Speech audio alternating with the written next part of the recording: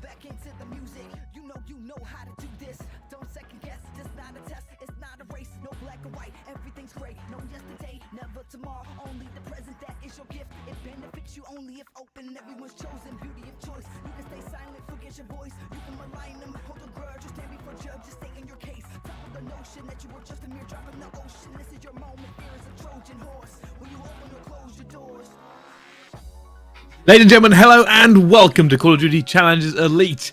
It is time for our North American side to move forward. A little bit different stakes on the line here for this one. We already pretty much have our top four locked in.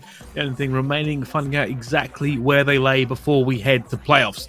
My name is Bryce, and I'll be bringing you all the action from our couple of games tonight.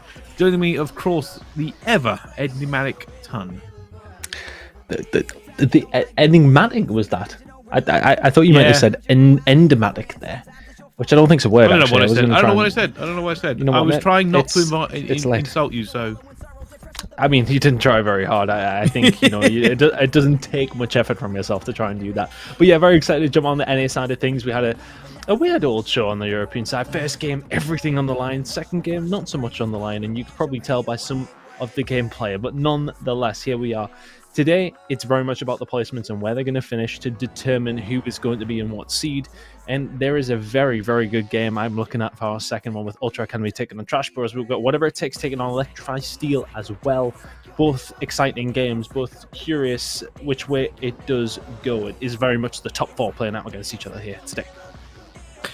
It is, and this is how it has gone in North America if you're just catching up. Toronto Ultra currently taking the lead with 15-9 in their map count. Then it's Whatever It Takes in second place. I believe that's due to the tiebreaker between the two of them. Then Trash Bros 5-1. Electrify Steel, the odd man out there, 4-2 with a map count of 15-11. And then towards the bottom here, we have 705 Esports and Iron Blood Gaming 2-4. Red Wolves are 1-5. And Valor Esports, unfortunately, unable to get a win at all so far. But at least they've won 8 maps. 8 maps and no wins. That's impressive, actually. You would have thought they would have been able to squeeze a win out of 8 maps in some of their games there across the 6 series. But just looking at, you know, obviously some of the teams who qualified in, Whatever It Takes actually coming in 3rd, 4th in the qualifier to make it through. Now tied for first, 3-way tie. But let's have a look at the maps that are going to be coming up in our first series, of course. Double Berlin, Double Tuscan, Desert Siege to finish it off, of course, maps 4 and 5 if they are needed. But I do like a Berlin hardpoint to kick things off. Where is he? Yeah, Berlin Hardpoint is certainly a favourite of mine, especially running into it in ranked play, but nothing so casual as that going on here as two top teams will be looking to get the advantage as they move through this entire series. And the truth being told, there is a chance for a little bit of a change-up when we go into playoffs, and I'm kind of curious because I don't think any of these teams will be too fussed about who they play. No, I think, you know, everything's pretty tight towards the top, and at the end of the day, you've got to beat who you have to... Well, you've got to beat everybody to win it, of course, so... At the end of the day, it does not really matter, doesn't it? I think you'd always prefer something a little bit easier in your first game, but we know with how the games have been going here in North America that there is not necessarily anything easy for any of these teams. But shout out to the observers. We're just having a chat with Shane there about the European games. We said they were absolutely fine. We just lied to his face. They weren't terrible, Shane. They were great. Thank you to you and Waldo. Look, I bet I got him as well. I bet I got him, Bryce. I know I did. No, Waldo's sitting there calling me an idiot right now. Thank you guys for the observing, of course. Shout out to those guys and of course the guys behind production. Clayton, obviously, in there as well. You know, we'll look here. I say, look, as soon as I say thank you to him, you know what it is. Well, let's get this one underway. Straight into Berlin P1. On board with Brave Neptune, gets a 2 with a nade. And one of the other things we're going to keep an eye on here is some of these players have made some waves in the CDL recently, on good or bad, but they certainly have got their name out there. Yeah, and for Whatever It Takes, obviously Neptune, Major Maniac, 2 casualties of CDL roster changes, should be expected to come in and do well in the Challenger side of things, but Electrify Steel, the team who are kind of odd ones out in the top 4, they're sitting in that 4th place. A win for them would create a curious tiebreaker towards the end of the night, I would imagine. Whatever it takes, if they can get themselves to 6-1, they're in with a good shout of that first place. Depending on how things do break down, of course, and all the tiebreakers, etc., etc. Again, permutations will be there. I'm not going to go into them until we know them for sure. As things have now kicked off, this rotation over towards P2. Kaiser snapping. Good start here from Electrify Steel. Certainly keyed in for this one. You can see they're just ready and waiting to take the fight to them. This is a fight between the top 4 teams, so definitely a good warm-up, especially for next week as well. Cryptic, though, going to try and play his life around P5 and is not going to be able to find the players he wants to. Kaiser coming through reinforcements into the hill as well, continues to do it. Eventually we'll go down to Brack, and it has been an absolute slugfest around P2. Both these two teams are resetting for this one. Maybe one last stab at it for whatever it takes. But Electrify Steel have P2 on lock. Yeah, plenty of time to play with here as well. Major Maniac not able to get anything going down the outside, and it looks like whatever it takes will just sort of step away here and allow themselves to keep control of this mid-map. They want to make sure they can lock in these rotations over towards P3. Early inside the point, looks like that final tiny bit of scrap might just go wanting. Now we can see this rotation is in. Electrify Steel are going to have to find a way through. It's going to be Cryptic, the first one there. Oh, Good God. It's just going to get cut to ribbons. I thought that was going to be pretty easy for them, but apparently not. And now you can see this is all about locking this time down. Kaiser's looking for it, but eventually he's going to take a bit of damage. And there's nobody here to back him up, so he will have to wait, maybe make as many kills as he can. Chooses not to shoot too real. I'm sure he saw him. I don't think he saw each other, but Kaiser's just doing a great job, to be honest, now looking for the players off of that. That very familiar. And that has opened the door completely. Electrify Steel taking the point. Fantastically well done. It's the push-through ticket. They win those gunfights there, and Kaiser lighting it up. I mean, that 2-reel had to be weak as that kill comes through from Mind. But a really nice break by Electrify Steel. Whatever it takes seemed to have come out the blocks a little bit slow. Neptune now, of course, this week confirmed to have been released from NYSL, not to remind him. But will be looking to prove himself in challenges once again. I think the story with a player like that, who we know has talent, but just didn't quite show it in the CDL. It's a long road back from that sort of position. What can he get going? Save for Major Maniac. 3 streak for him. Well, they're trying to hold down this train time for as much as possible. Still a very tight game between them, but here comes the stack. Electrify Steel moving through ticket in force. Can they win these gunfights? Cryptic looking for Neptune. Neptune gets 2, but it's not going to be enough if that gets traded out. Major Maniac answers back, of course. But neither team really having the position they want to. It's a huge fight as Major Maniac wins it as well. Although, great gunshots, terrible nade throwing. I mean, how often do we see team nades as well, though? My goodness. It's all the time, Bryce. It's all the time. Electrify Steel. One's in control right now, whatever it takes. Trying to get back in, Major Maniac, not far off that streak. 2-reel, struggling with a board to get through the window, but nonetheless will get them off the point. The rotation over towards P5 coming in just a moment. The only shame here for whatever it takes is that they have allowed Kaiser to slip the net down his left-hand side, or the spawn trap might have been in the offing, but he will relieve some of that pressure for Electrify Steel. Well, this is where it gets a little bit tense. Around P5, you try and play for that fire control, and Kaiser, every time we're on board with him, just seems to be beaming people off the map. Neither team, although, comfortable at the moment to get in time with a P5. It might be the opportunity for Electrify Steel now. If they can rebuff this one last push, they'll try and get some time out of it. Unfortunately, Surreal will win the gunfight, wins a second gunfight at the same time on the early. Still, that fight for fire is ongoing. 6 streak here for Surreal. He's definitely going to be playing for streaks done. And of course, that fight for fire is instrumental to that rotation over towards P1. He will eventually finish his dinner, and that is going to be the 7th kill. Going on through Glide Bomb in the back pocket, ready to use whenever that may well be. Rotation over towards P4, something along those lines, but this rotation over towards P1, that's what we're fighting for right now. Brack, 3 spree for him. Spawns are going to be coming in pretty close for Electrify Steel. Is going to spot 1. So maybe want to take this challenge, but Uli will. And the rotation belongs to Electrify Steel. After 1 rotation, we're very, very close between these two teams. It's about the fight in the mid-map. It's about locking down P1 control. Good job from Electrify Steel here. In a decent time, right? Yeah, and they're just trying to hold off the pressure coming through at the moment, and he's just going to have his teammate back him up at the same time. And now Electrify Steel have this pretty much locked. It is not an easy push. Whatever it takes, they've got a long way to go, especially with Mind pushing them out so far. Mind continued to do that. Pushing out. Yes, fantastic work. There's Major Maniac as well. A little bit of breathing room for Electrify Steel here. Time on the board. These are big kills. That's such a big P1 hold, Ton. It's such a big P1 hold, and Now, whatever it takes on the back foot, they're going to have to make sure this P2 rotation sticks. They just can't seem to win a gunfight, and already you can see them pushing forward. Electrify Steel are going to be here first. I just don't know with the spawn they've currently got if they can hold on to it. Let's see. Good shots coming in from Mine. That's 2 kills. That's going to help things. Neptune will get traded away. And Electrify Steel will lock down some decent time. Big gunfight for it at the same time, but they need to try and get back into this one. Oh, wow. I suppose that's how it goes. You get a full wipe, locked in. And not only that, but look at the spawns coming through. This is perfect for whatever it takes. Soak this for everything you've got. Wait for as long as you can. Hold it for every point, and then hit the rotation. And they will be straight back into this game. You can already see Electri Steel not really putting the pressure on the P2. They're more concerned about getting bodies into fire. Yeah, they've got that one body into fire. They do fight over that scrap in the end, but it is negligible, if anything. Cryptic waiting on the rest of his team. Last time around, he sprinted through and gunned. I think it might have been to real. Oh, actually, let's see if we can do it again. Too real towards the back. Stun's going to find its way in, but Cryptic around the outside is going to have help in the form of Brack. Uli will be able to find that one, but Neptune can't find the second.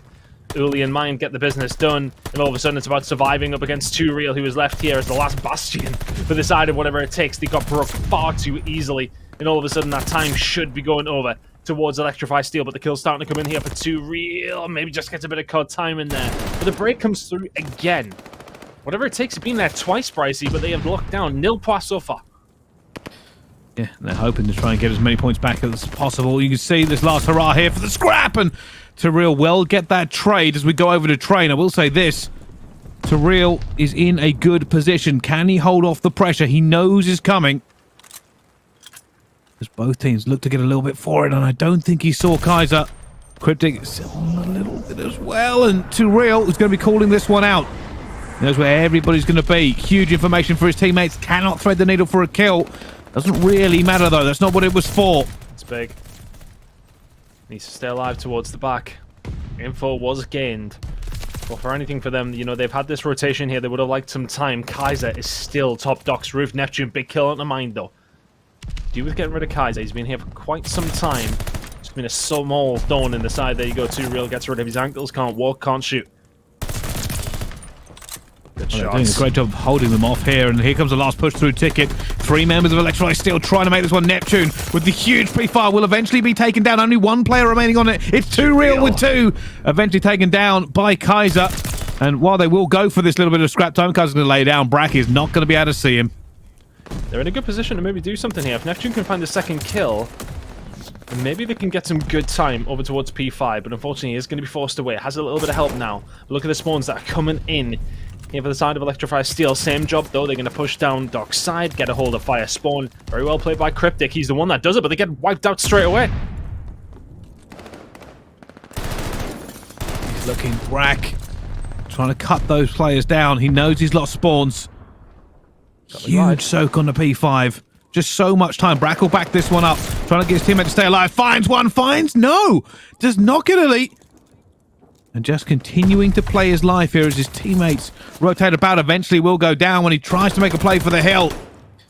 Neptune answering back. Still 20 seconds left onto this one. Either team really willing to able to give it up completely, and that is a huge challenge from Neptune. Just launches his way through while he's super weak. The biggest issue will be Electrify still have those P1 spawns. They do. I remember last time around, Brycey, they picked up a lot of time. Whatever it takes are able to win the rest of that rotation, but for the most part, they're giving away P3 spawns. They're giving away P1 spawns. This is where the money has been made for Electrify Steel, but Brack this time around has a glide bomb. There's mid-map cleared for you. Look at that from Major Maniac as well, towards Fire. Can he get there before Uli can do anything about it, or is he just going to cut off the head of the snake? Can't quite get there. Cryptic will find 2. Cryptic will find 3. And that is a 4-man dead Electrify Steel in complete control. They are just rebuffing every bit of pressure from whatever it takes. Eventually, though, they are going to start making a little bit of inroads here. Brack gets another one. Only going to be Cryptic left alive in this hill. Has to stay and wait for his teammates to back him up, and he is playing the corner office perfectly. Eventually goes down. 19 seconds left here. The rotation for P2 is about to come in. Whatever it takes, make sure they lock that in, though. and this is the rotation. If Electrify Steel win this here, they will win the game. Whatever it takes, have the opportunity to do so. Of course, I suppose it could be contested for the entire time, but I doubt it. Let's see then. Electrify Steel, slow to get inside, but happy to set up on the outside themselves. It's going to be a gunfight that's going to be won by Uli, so the pinch is on. Neptune and Co need to win their gunfights. Uli's going to get taken down from mid-map as Neptune found the first. Can they find any more here on the stairwell? And Neptune skating around Office. Cryptic can't find the bullets here as well. It's looking like whatever it takes should be able to lock this one in. Brycey, that's a lot of kills. That is a huge amount of kills. This game is in their fingers. They just have to hold. If they don't hold, the spawns are still there for them. Tureel with a spawn trap. He's looking to try and take them down, but nades are flying in his head. Uli's trying to get out, but he hasn't managed to. Tureel still staying alive, but there are just so many players hitting at him. But he keeps going, so well. and they've wiped them again. And look how far away they are spawning out. There is surely no opportunity. Uli has to just jump back into it. Neptune's going to get that one at the same time. A 2-piece, a 5 streak, and that is the end. And whatever it takes, well, it takes that, and they end up walking away with the hard point. It's a perfect rotation over towards P2 after picking up the scrap of around 15 seconds or so over towards P1. And it is a beautiful hold. Electrify Steel there. I don't hate what they did. They pushed around Doc's side. They kind of had it surrounded and just didn't win their gunfights. I mean, that's the problem with that. If you haven't got somebody in there just going for the exchange straight away, then you are relying on a perfect break coming on through. They had the setup, but just good gunfight wins coming through from whatever it takes towards the end gets that job done. And then once there's 4 dead, it's such a difficult spot. 2Real does phenomenally around the tank just to stay alive as well. A really, really good rotation over towards P2 gets the job done. Yeah, good shout out as well. I think Neptune dancing around the last P2 hill, like he just didn't die. 5 streak to end it out. And that must be heartbreaking. Yeah, I think with Neptune, you know, like he finished off that moment, and when he can, like, you know, get himself going, find those streaks, he's such a good player. But on a couple of occasions there, we've seen him challenging when he's like 1 HP. It's just like sometimes you just want him just to maybe assess what he's doing and then go from there. But in the end, a very good game out of him. 10 objective kills are the story of that one. Cryptic had a really good start, but did slow down. Still managed 31 and 24. And it is in the end a 20-point game that will go over towards whatever it takes. The team who are currently sitting at number 1, looking to solidify that with a win here potentially. Yeah, I was about to say, because I thought Electrify Steel were going to take that hard point, that Electrify Steel have lost to the other 2 in this bracket, essentially. So I don't know if you kind of balance it that way about who you think's actually going to end up walking away with this, but whatever it takes, they are in a fantastic position now after taking that map number 1. Not just because, of course, they won the map, but a little bit of a mental edge, considering not only this game, but next week's.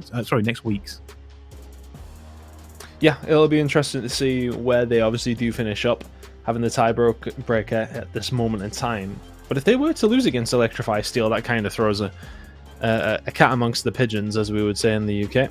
It's a very English saying. I don't know. I don't know if. I mean, I feel like people in America would have heard that mainly from probably us, but they've definitely heard that one before, Bryce. It definitely. What is it? A spanner in the works. Throw a wrench in it. I don't really know. That's my take on the saying, and we'll figure it out if we get there. But Ultra sitting at number 1 right now. Sorry, not whatever it takes. Looking at the wrong standings, but besides the point, Ultra's only losses against Red Wolves, by the way. Like their only losses against a non-top 4 team. Everybody else they've managed to beat. Win. Yeah, that's crazy. I think Red Wolves will be sometimes. Am I right? Yes, Red Wolves. Oh no, Red Wolves do only have 1. My mistake. Sorry, I was looking at a different team. But yeah, it's kind of crazy considering the top 4 are essentially like very, very close in this. Like I think Ultra's only loss comes against Red Wolves, or whatever it takes. Their only losses are 3-2 against Ultra. Electrify Steel's lost 3-2 against Ultra, but also lost 3-1 against Trash Bros. So there is a pretty close game between an awful lot of these. Whatever it takes, maybe having the slight edge, as they've also beaten Trash Bros, whereas Electrify Steel lost to them. That's why you would possibly put them over this team, but we'll have to find out. There is still an awful lot of COD to play. A lot of COD to play. Isn't done and dusted for either one of these 2 teams. Tight to see how things do go down next week, though, because we'll be covering portions of Europe and North America over the playoffs. very interested to see who does come out on top. It'll be a very nice momentum to gain momentum. What's the word I'm looking for? Momentum. I don't know. Did you get yeah, momentum gainer. I think I was right on the first one. It would be good for momentum is maybe the better sentence for all of these teams, whoever manages to finish it with a good placement heading in towards that Toronto Challenger event. Very excited to see how that one breaks down. We love to get in amongst it in the pit, don't we? Like a little mingle around. Ali always says that it smells in there. It didn't smell that bad. I'm just going to point that out. She's capping. Oh man, tangents are always fun, but let's get back to this. Let's get back to this game because I want to talk about who you think is actually going to win this. I have got to be leaning towards whatever it takes. The reasons are the statistics speak for themselves. They have a slightly better record against the top 4 teams. It's not that much of a difference, but it is a difference. And that regain there, plus the players on this squad, right? Like, big fan of a lot of these players. I know, obviously, that we talk about, coming out of the CDL and going back into the CDL. Very good chance these players get picked up either this season or next season. It's getting a little bit late for this season, but they have certainly played on the biggest stages. Oh yeah, absolutely. They know how to handle the pressure, or maybe not considering they're being dropped, but they have been there. They have that experience, and I wonder if that is going to help them when, of course, we do get back towards the LAN events. But obviously, towards the end of the Challenger season, that is going to come into play as well. Berlin Search and Destroy going to be coming up in just a second. Curious to see which way this one goes. I'm wondering if it is just that definitive top 3 with one extra team in net. Of course, for Electrify Steel to maybe just keep themselves in amongst it, stay where they are, and you never know. It could potentially come down to something where you have a close game against another one of these teams and see how things can work out. But it feels like there's a top 3. And having a look at Electrify Steel, the only other 2 losses to the other playoff teams that are already through. Really good S&D team, but need to improve their respawn performance. Wasn't too bad there for the most part, though, Bryce. Yeah, genuinely, you are right, for the majority of it. Obviously, end up losing P1 and then the fight that comes to P2, but they had some really good rotations. They had an opportunity to break an awful lot of those hills, and I can't really fault it too much. Anything you can fault will be nitpicking on various points, but for every mistake they made, so did the team that they were playing, and sometimes it can come down to the very end. I always find that a lot of people tend to kind of focus on the last hills, and sometimes, yeah, you can find some issues when the stress is on, but to lose by such a small margin means that you've played it close most of the time. Obviously, they had a little bit of they will come back on, and that's maybe where you can take them from P5 to P1 to P2. It was only really at the last point where they were overtaken, and whatever it takes just held, essentially. Like, they were just the better team at being under that pressure. And yeah, I would say for them, so they should be, right? Major Maniac and Neptune, obviously huge names in this squad. Yeah, massive. I mean, a lot of people look towards that rocker change and sort of thought to themselves, was Major Maniac the one that deserved to be dropped?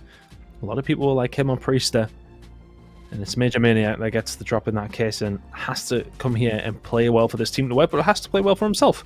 I would say, it's important for him to keep things rolling. You never know, changes still could be afoot somewhere down the line. Although the roster lock, I think we were kind of asking that question as well, weren't we? That when is that coming around for the CDL side of things? But impressive performance, relevant of the little practice that they have had, of course, both Neptune and Major Maniac. Neptune, obviously, a little bit further back, but Major Maniac only been dropped very recently, so the squad has not been together too long. Interesting to see how they perform, though. 17-7 overall. Very, very good map pool. I was just going to point out before we actually change things over there with Electrify Steel. What was it, a 15-11 map count? Sitting at 4-2. It's a couple of close games, that, Bryce. It stinks of it. Yeah, it really does. And I suppose one of the other things we can talk about going into this one is obviously these teams, while they're already locked in, and we are seeing all the kind of the top 4 play out this week, it's almost like, I don't know, maybe I'm wrong here on this, Tom, but sometimes I feel like they don't want to give everything away. Like, you've already made yourself into this position. Yeah. Obviously, you want to win, but if you have anything in the back pocket, like, keep it. You don't have to do your big 100%. Breaks. You don't have to do your standard stuff. Like, you've already put yourself here. seeding might change a little bit, but everybody in this top 4 is pretty good. Oh yeah, they could all potentially beat each other. For me, I still feel like, just based on results, etc., it looks more so like the top 3, and then we have Electrify Steel. But they could change that round with a win here, of course. Map number 1 will slip out of their fingers. We should be jumping into map number 2 very shortly.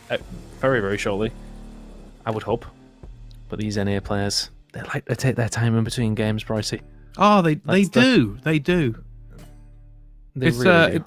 it's always the players. I know a lot of people are like, casters start the game. Never us. Never. Trust me when I say this. If I could go in from casting one map, as that map ends, they start map number 2 perfectly the happy. countdown, just like a minute. Yeah. Oh yeah. Perfect. Oh, Not even a minute. I would seamlessly end the game. I would get to the scoreboard, and then the next game counts in for about 4 seconds. You just and start we go again. in the first round. Yeah, you're an attack, defense, figure it out. Yeah, it always makes me laugh. Like, these casters won't stop talking. That's not what happens. All right. Honestly. If you're at home wondering, that's not how this works. We don't sit here and decide when the game starts. We're just here to talk over it when it does. So if you ever want a game to start faster, at your players. Yeah, tell them. For all that, we might sound like we enjoy the sound of our own voices.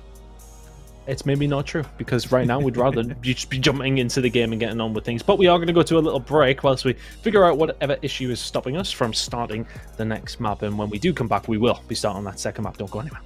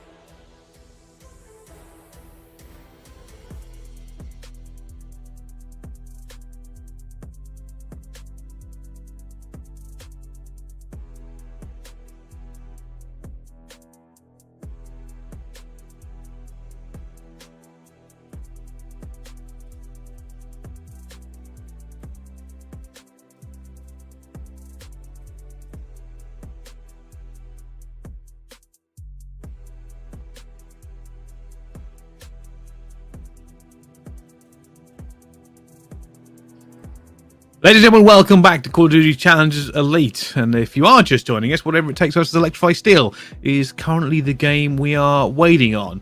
And the truth be told, we don't know why one of the teams is taking forever. They just are. Electrify Steel are just taking an awful long time to get in the map and get it started. And truth being told, we don't really know why it's taking 15 minutes. Come on, boys. That's quite a long time to do. between maps. I'm not gonna lie to you. Things to do, people to say. Come on, let's get on with it, boys. We want, well, nobody to say and not much to do apart from commentating COD. But yeah, let's just get into the game. Hopefully, the boys are nearly ready to go. We don't really know what's going on, but hopefully, we're nearly ready to start map number 2. I used to like this tactic. You know, if you'd lost a map, take a long bathroom break at LAN. I did it a couple of times myself. It's not a good tactic. It's not a good tactic. All right, there are designated breaks. Right? Yes. And even then, it shouldn't take that long. I don't know. Maybe they I don't know. Apparently, it's not even like a technical issue. It's just taking a while. I don't know. Maybe they need to VOD review after the map that they've just played, which does seem really inefficient, but a lot of it will be in their memories. But that just means people have to look at us for longer. So, is that a win or a loss? Who I think it's a loss. I think it's a loss. Speak for yourself. Let's face it. You're sunburnt. I look like Casper the Friendly Caster. I actually look fine. Actually, I feel like they've altered that slightly. I don't look. Oh, you said this last time. You just like, put some sun cream on your nose. Maybe saved me here. I'm looking. I don't look. Maybe a little bit. You look like you are cosplaying for Christmas already, mate. That's what you look like. You know what, right? You look like you're about to leave my sleigh. All right. What can I say about the glorious north in the middle of May?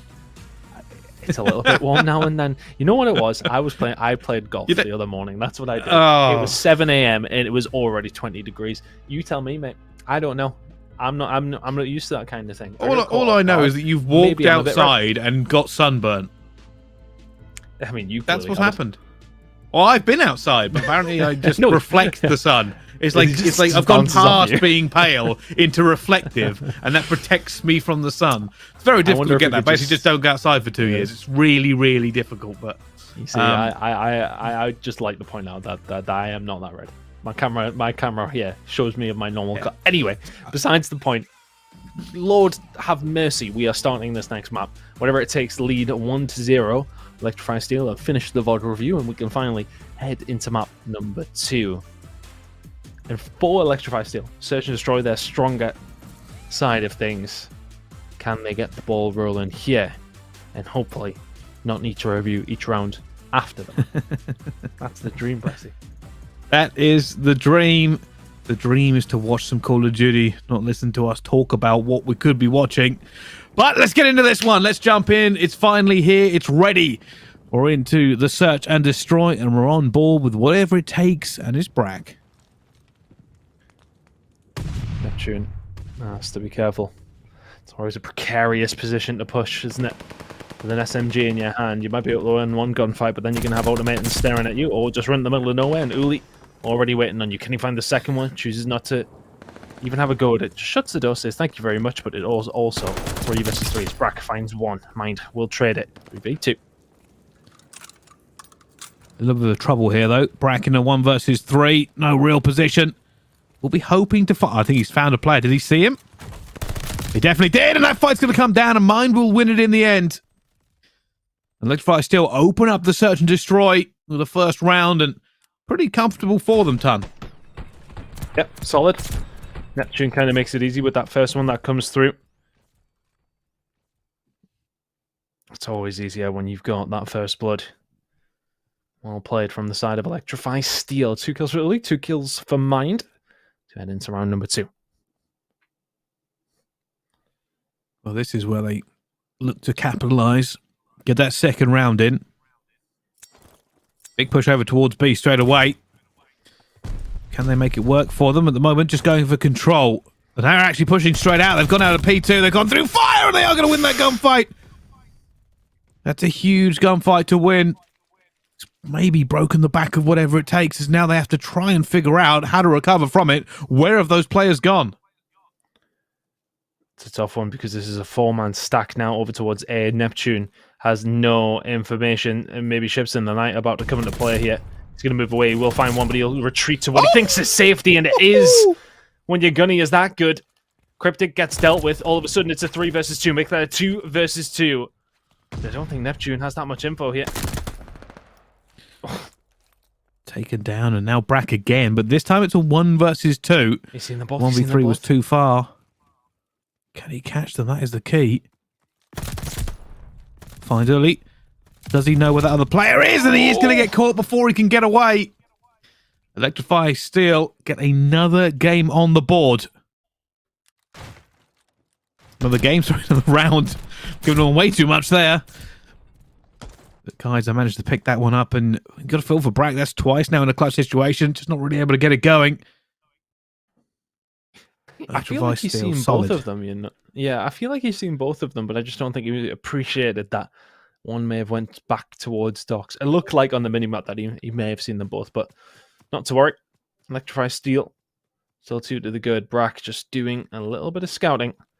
Kaiser there, watching the cross himself. That Navy control going to be given up here by Electrify Steel, and that bomb will be planted because of that. And now this is an advantage for whatever it takes. Currently 2-0 down in this S&D. Kaiser lining it up. The fight's going on all around the back of Train. There's a lot of pressure come through. How is nobody died yet? Still 4v4. Whatever it takes are being compressed. Neptune, though, going to be looking to alleviate his teammates' pain. Can he find a player on the flank? He's going to find mine, and it takes more than a couple of bullets to get that one done. Neptune just surviving. He'll get to a position where he can stop the bomb being defused if he can, but Kaiser ready and waiting, but only 10 seconds remaining. Ooh, that kill streak is going to go, and that is all the way through. Fantastic stuff from the side of whatever it takes. I didn't actually quite get to see the end there. Yeah, that just lined up. Yeah, Brack caught both of them. Beautiful crossfire all the way through. Done. And they've lined up for him. Well, let's see. Is that the catalyst that whatever it takes needs? Brack on a 3 streak after we saw that in the kill feed. Surreal and Major Maniac yet to get on the board, but going in a round 4, they'll have their opportunity. Kaiser moving forward himself, hits the ticket and gets out there before it can be seen, and already a big gunfight going down. It's Brack again. 4 streak for him. Major Maniac gets early as well, and whatever it takes, they've taken control of this S&D now. Much better from them. Stopping players, getting aggressive and getting in positions where they can do something with it. 4 streak for Brack as well. If you could keep that going, that'll help things out too real. But the shots, Cryptic is dropped and mined after a 1 versus 4 bomb in his hands. But I mean, it looks like whatever it takes have pretty much everything covered. Yep, now they do. Brack, another kill on the board. Add it to the streak. A couple of kills away from that glide bomb, and all of a sudden, this is 2-2. I wonder, though. It's always good to look for streaks on the old S&D, but it is not easy to get them. I think we might see Brack left alone again, and he might end up just playing those streaks. We'll have to find out, though. 5 streak for him. All tied up in the S&D. What do they choose to do? It's looking like he's already pointing towards B.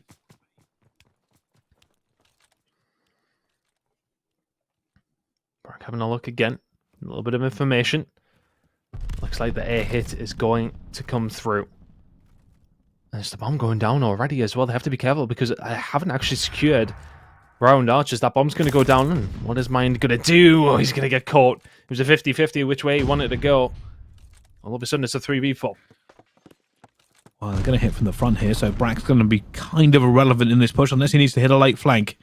And it's stalling out here for Electrify Steel. They're waiting for something. Now comes the hit. They're going to find Neptune, and T-Real's already going to find Cryptic. And early finds Neptune, but will it be enough as he looks for Major Maniac, who bounces over the corner beautifully, and now Kaiser left alone in a 1 versus 3. That bomb is down, and he's going to find a player out here. Managed to get the second one, but with no time remaining. Might be too little too late, and Brack picks that up for a 6 streak. Nicely done from Brack. 1 more, and all of a sudden that glide bomb's in, and that makes things very, very difficult for the side of Electrify Steel. Kaiser falls. Brack 8-2. 1 more for the glide. Cryptic yet to actually find the kill on this one. Currently 0 and 4, but Major Maniac and 2 Real have managed to get their kills into this game. The Electrify Steel now on the attack. You can see this is looking like maybe a fast B hit. Many players pushing across there, and Brack is going to get the glide bomb as well. First blood for him. Oh, he's going to get taken down though, but not before his 7 streak. To Real ends up getting the trade. It's now a 2 versus 3, and I think they know where the rest of this team is. That's big. Oh, Cryptic getting aggressive as that bomb's now going to go down. Make that a 2 versus 2. Make it another kill for Cryptic. My word, this round flipped on its head immediately. And now that they've cleared out Docks, they've got a good idea where Neptune is, because I think Uli spotted him as well. Neptune finds his way across, makes this doable, but Uli will find the kill. It's important that they found Brack as well. Important that they stopped the bleeding. That was 3 in a row for whatever it takes. Slowed them down at least. I'll tell you something. Cryptic obviously hadn't got a kill before that round, but 2 of the most important you will ever see. That first push out just opened up the entire map for him. And Major Maniac obviously wasn't expecting the push, and they kind of cut them down in their prime time. I thought after the first blood it might have gone to whatever it takes. But speaking of the devil, Brack back on board, looking for this information. And I might have seen 2 go across there. Major Maniac looking as well, but here comes a massive push out towards the side. Gunfight already going down. This time, Electrify Steel have committed more to this side, son. Oh! No, that's no. Good snap. That's it, teammate. Good snap. That's it, teammate. Well, it's definitely a very good snap eventually, but not the right person. Flirting with a couple of hipfire bullets, but Major Maniac on the flank. And take down Kaiser. Cryptic now in a tough spot. Cryptic now dead. And Uli, the only one to find a kill on the side of Electrify Steel, one of them being his teammates, is left. In a 1 versus 3 for him. Needs the ace for the round. He's waiting for Brack, and he doesn't get that. He goes for the slow peak against an auto. And will be taken down, and whatever it takes, move up 4 to 3. I thought for a little while he was in a great position. Unfortunately, I think that team kill may have rattled them a little bit. Suddenly having the advantage to losing it.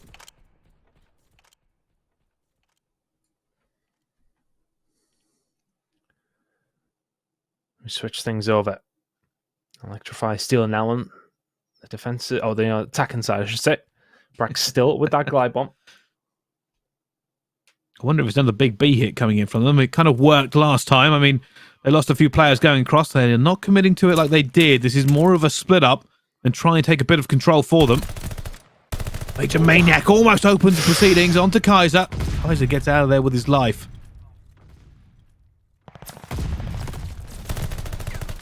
Oh, Brack. Gonna have to be careful. Plenty of bullets heading their way there, but is it going to be enough yet? Major Maniac will find the kill, as will mine. 3v3. Huge fight about to come down now into this one, and Early wins it again. And eventually will be cut down by 2 Rio, and now Mind is left out in the open. No bomb here, but Kaiser on the flank. He's holding. Major Maniac's gone straight through, and he's looked for him. He has managed to get it, but will be cut down. Electrify Steel get that one. It's a trade fest, but now down to 4-4. And now that team is able to get a massive advantage throughout the majority of that round until the end. Kaiser just about finding that kill there as well. Let's keep it up and running. 10 and 4 from Brack. Still has that glide, so advantage still for me to whatever it takes.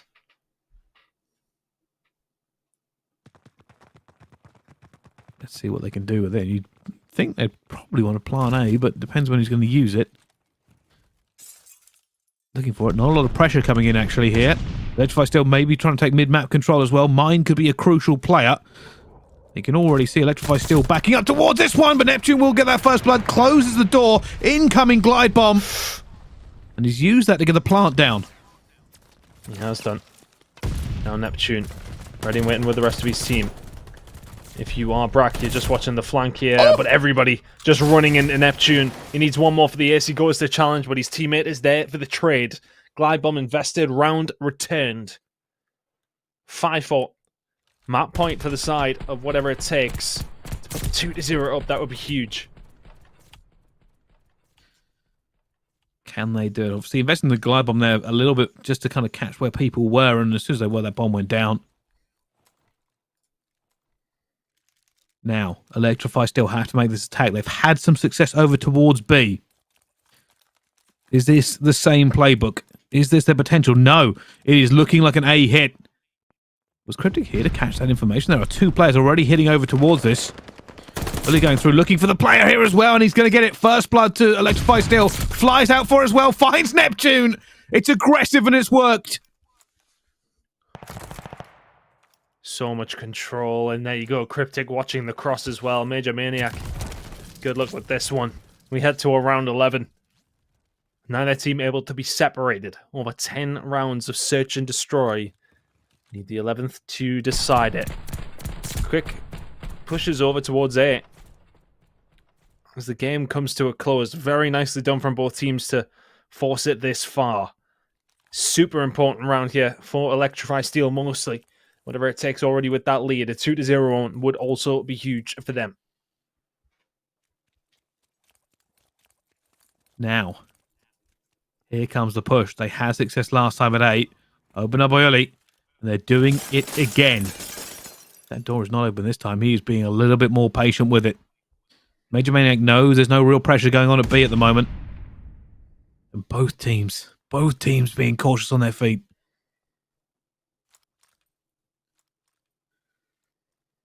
Very tense between both of them. A very different round to the previous 2. Electrify still going to back out of this one. But is the issue being... are the sight lines there for whatever it takes is what I'm curious about. It's Brack. It's Brack on Overwatch, trying to see if anybody crosses. He is. He's just watching this door with rapt attention. Shot over there as well. Burning time. He's going to see early as well. And then he gets him. Wow. That is bomb down. Cryptic tries to answer back and goes for it. Major Maniac, that call might come in and say, hey, if you can get into that site and stop him planting, now would be the time. Finds Kaiser. Big challenge coming in as well. And Major Maniac's going to go down. That bomb will now be planted with seconds to spare. There are players rushing towards this one. Mine's trying to get Brack in the flank. Bomb's gone down. Cryptic's got out. 2 Real's going to be in the site. Looks towards the player behind the back. It's chaos now in Berlin. Neptune is fighting at the same time, and 2 Real gets in. There's only 1 player left. It's Mind, who comes over for 2 Real but doesn't get it. And 2 Real spins and burns. And whatever it takes, take the S&D. That went to just chaos, and I was going to use a word that would get me fined. We don't need any more of those. There you go. Whatever it takes. Gets the job done 6-5. That's a huge round for them to win. When it comes down to it, Mind played that wonderfully, but just couldn't secure the kill. If he finds the kill a little bit quicker on Brack towards the backside of things, it's maybe a very different story there as we're heading into those final moments. But 2 Real does a fantastic job as well, and not just finding the kill inside the point, but staying alive. Didn't necessarily have the best of search and destroys, but found those important kills towards the end. Pretty even split when it does come down towards those first bloods, but Electrify Steel will maybe be a little bit more annoyed with that one. In the end, the first bloods are technically what wins the rounds, but it's a 6-5 score on that side of things for whatever it takes as well. But really big players from 2 Real there in that final round. Massive. Yeah, you can see him actually. I'm kind of watching it, actually, some of the highlights back myself on the stream to see exactly how that round actually breaking down. But yeah, just missed opportunities for Electrify Steel all over the map, and 2 Real just somehow, I think he found 3 in the end. Yeah, I think he went in, found 1, found 2, and then eventually found the 3rd. Yeah, I think it was 3 in the end. Brack with the shots across, by the way. Absolute beams from him. He was unfortunate not to find the second one as well, but nonetheless, a good series here. And there you go. That's going to be Electrify Steel 2 down. Can they turn it around, Bryce? Well, we'll have to find out. Map number 3 will be coming up after this break. Don't go anywhere. We'll see you right after this.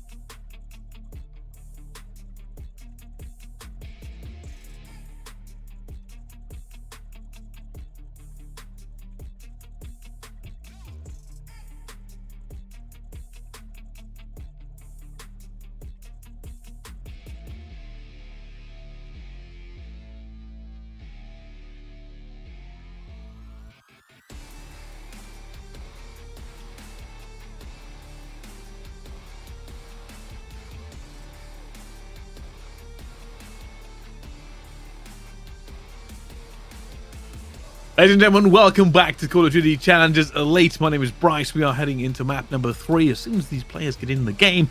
Joining me here, of course, Chris Tunn. You right, mate? I'm alright. That was a very casual intro for you. It's usually like the enigmatic, the wonderful, etc. Well, it's getting late and I've run out of things to pretend I like you, so... Yeah, fair enough. Can't argue with that. I tell you what, though, we have had a very, very good game here so far. Tight one, to be fair, but it is a 2-0 lead for whatever it takes.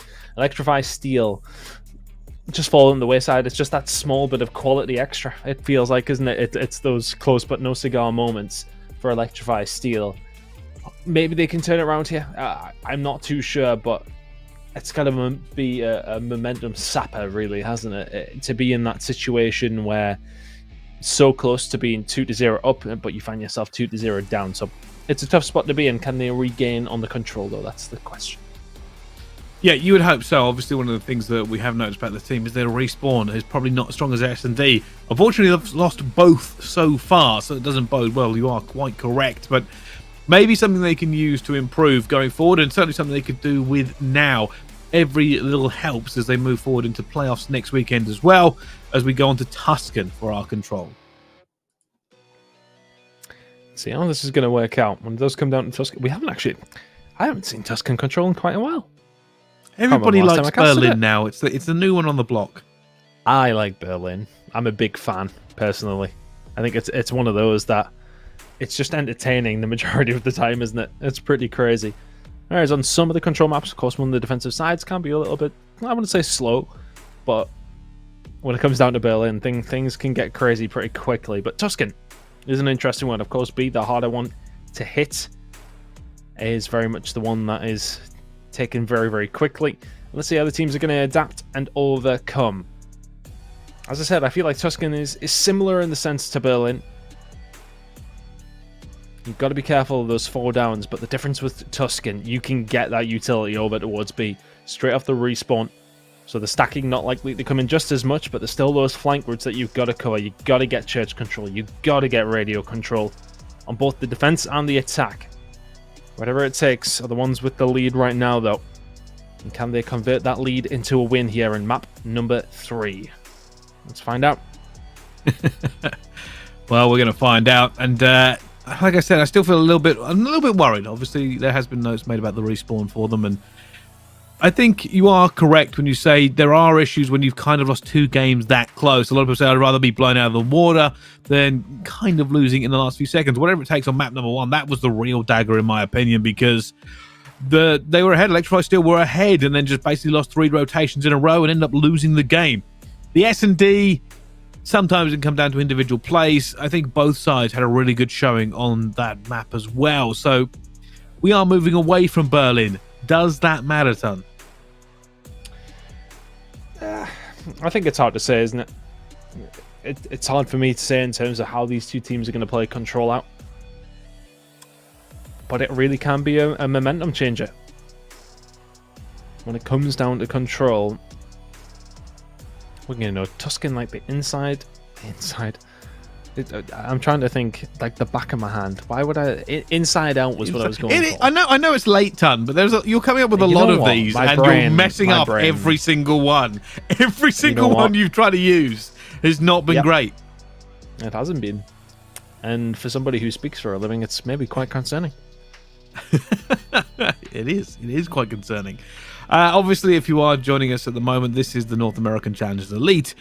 These 4 teams are currently in the playoffs, but one of the things we're going to keep an eye on is obviously seeding, and this game currently goes to whatever it takes, 2-0 against Electrify Steel. The biggest story, I suppose, in this one is how long it takes between maps, because we are still waiting for a load-in, and it does seem like maybe there's a VOD review going on after every map. Sounds like we have had maybe a small lobby issue, but hopefully we'll be getting ready to jump back in. You know what? The Europeans were efficient, Pricey. They're very efficient. We're in and out of maps quick like. Let's see if we can get back on track here. Well, I can't believe you're saying that. Just more things are going to try and make us the most biased casters in the entirety of Call of Duty, regardless. Like, it's just one of those things. We wouldn't want to lie to the people, would we? See, that's the worst part is, I feel like you are biased and I'm not. Like, I just very much like watching good Call of Duty. And truth being told, I have friends across many, many teams, so I'm never really too worried about who walks away with a win, as long as we all have a good time watching it. And I'm just kind of one of those super fans, but apparently I can't dress up as a superhero called the CDL fan. Wow, you're such a liar. Hairman, maybe. Hairman would be a good one. Hairman. What would my superhero name be? Well, currently now it'd be Redman, like, or Redman, or Birdman. Just so creative, honestly. Look, I'm one honest, of us has a sunglasses tan and the other does not. I'm a little bit worried as to what the answer would be had we not been on broadcast. Yeah, that would have probably been quite bad. Have you tried evening up that tan yet at all or anything? Because, like, you realise we have to go to a major in a couple of weeks. Listen, this is why we have makeup artists, right? Oh, yeah, mate. I'll tell them to get the scaffolding out ready for you. Yeah. What is it? Is it blue? No, it's green. It's green. Blue? It's green, I think you use to counter red blotches and stuff. I think. Green? I think that's how it works. Yeah. So it's a trick of the color spectrum to neutralize things like that on the skin. I can't really remember very much because obviously I'm not a makeup expert, or I wouldn't look like this. But you can get stuff. Or is it that the color bruises? I can't remember. I feel like you'd have like a look. I think you could do a good like winged eyeliner brace on yourself. Well, I'll tell you something. We're gonna leave this because Call of Duty's on and nobody wants to listen to us talk about makeup. So jumping straight in and obviously opening up here, Neptune trying to push through Church. See if we can get some sort of control. He's had a pretty good series so far. My God, Kaiser's just been deleted. It's only Uli that can stop him. It's a really good start from whatever it takes over towards A. Electrify Steel. Just taking blow after blow here in each of these series. And they're just getting ran through right now, whatever it takes. You're not stopped running forward. Major Maniac's already in your spawn, and if you're Electrify Steel, do something. Oh, it's criminal. This is kind of criminal. Major Maniac again. They're hunting him. He's just continuously stepping back, and he's found another one. Major Maniac. He's in their spawn. He's just being the biggest nuisance he could possibly be. Finds Cryptic. Surely not. Oh my goodness. Oh my goodness. He's on a 6-0 streak off the rip. And he's just looking for everyone. Eventually gets taken down. Doesn't get the glide for all that effort. Electrify Steel. Shock and awe. Did it buff his ultimate with just cannons during the break? that was crazy. We know it's added extra bullets, so they may not have. Honestly, I don't know. I was going to say something nerdy, but nonetheless, here we are. A really good start for whatever it takes. 7-kill lead. Now they have to be careful. They have the time to take their time here. They don't need to just keep flying forward. But can the defense be solid here from Electrify Steel? Mind is not able to find a second. Whatever it takes, you can take your time and just try and pick them off yet.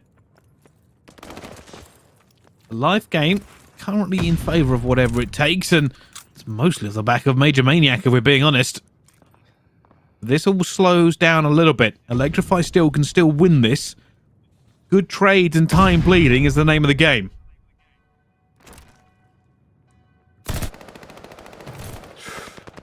There we go then. First decent break about to come through potentially. Grenades over towards Terrace. Brack, Neptune finding kills. Break comes on through. Was the damage already done towards the beginning of that round? Maybe is the answer to that question. 2 real now, just trying to clear out back alleyway. Cryptic's found 2.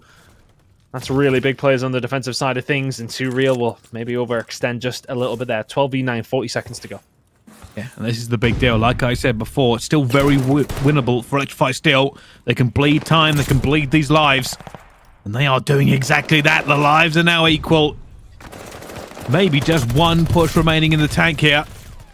For whatever it takes. Who started off hot, but have not managed to get any further than that. It is hard to win an attack on Tuscan. And now they're going to be worried about the flank that's going to be coming in, as well as Uli up towards Plaid. Oh my goodness.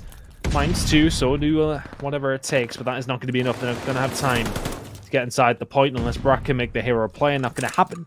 And the defensive round will, rightfully so, go over towards Electrify Steel.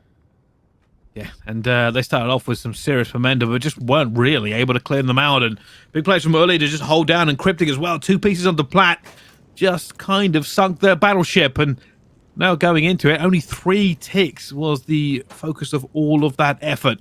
Does mean the door is wide open for Electrify Steel to do a little bit better. It's crazy considering, you know, the spawns that they had off the initial rip through A. Major Maniac kicking off basically over towards back tank. And again, little to nothing for that. Electrify Steel looking to lock things down. Mind having a decent game here, but look at this all the way towards the back. Brack putting multiple bullets in separate players. Should be able to deal with Kaiser. Great shots out of him. Can the trade come through? 2 real will find 1, can't find the second. Uli making the push over towards B and just being a nuisance in the spawn. A will surely go to Electrify Steel. They're trying to do the same as whatever it takes did to them. Neptune eventually does shut him down, and you are very correct. It does seem kind of a mirror match from last game. Neptune going to fly through, and we'll pay the price here from a hidden Cryptic. And this is now a little bit troubling for whatever it takes, as Mine is going to see 2 real, and there is pressure coming through. Electrify Steel are here in numbers. They're already being aggressive for it. Major Maniac taking down Mine, though. That first tick is rocketing up on B. Cryptic's going to get 1, and the second as well, as he gets another. And 2 real, I think, has been seen. That's and huge. It has been taken down. B is now ticking towards Electrify Steel. They haven't managed to get a hold of A here, but they won't be too worried about that one. That's 2 ticks over towards B. So even further, you've already done better, but you have to be quick. If you decided whatever it takes, you got to get on the point. Neptune's in there just in time. Is Cryptic there, though? Is he going to be able to lock this one in? He is. He finds both kills. That should be B gone.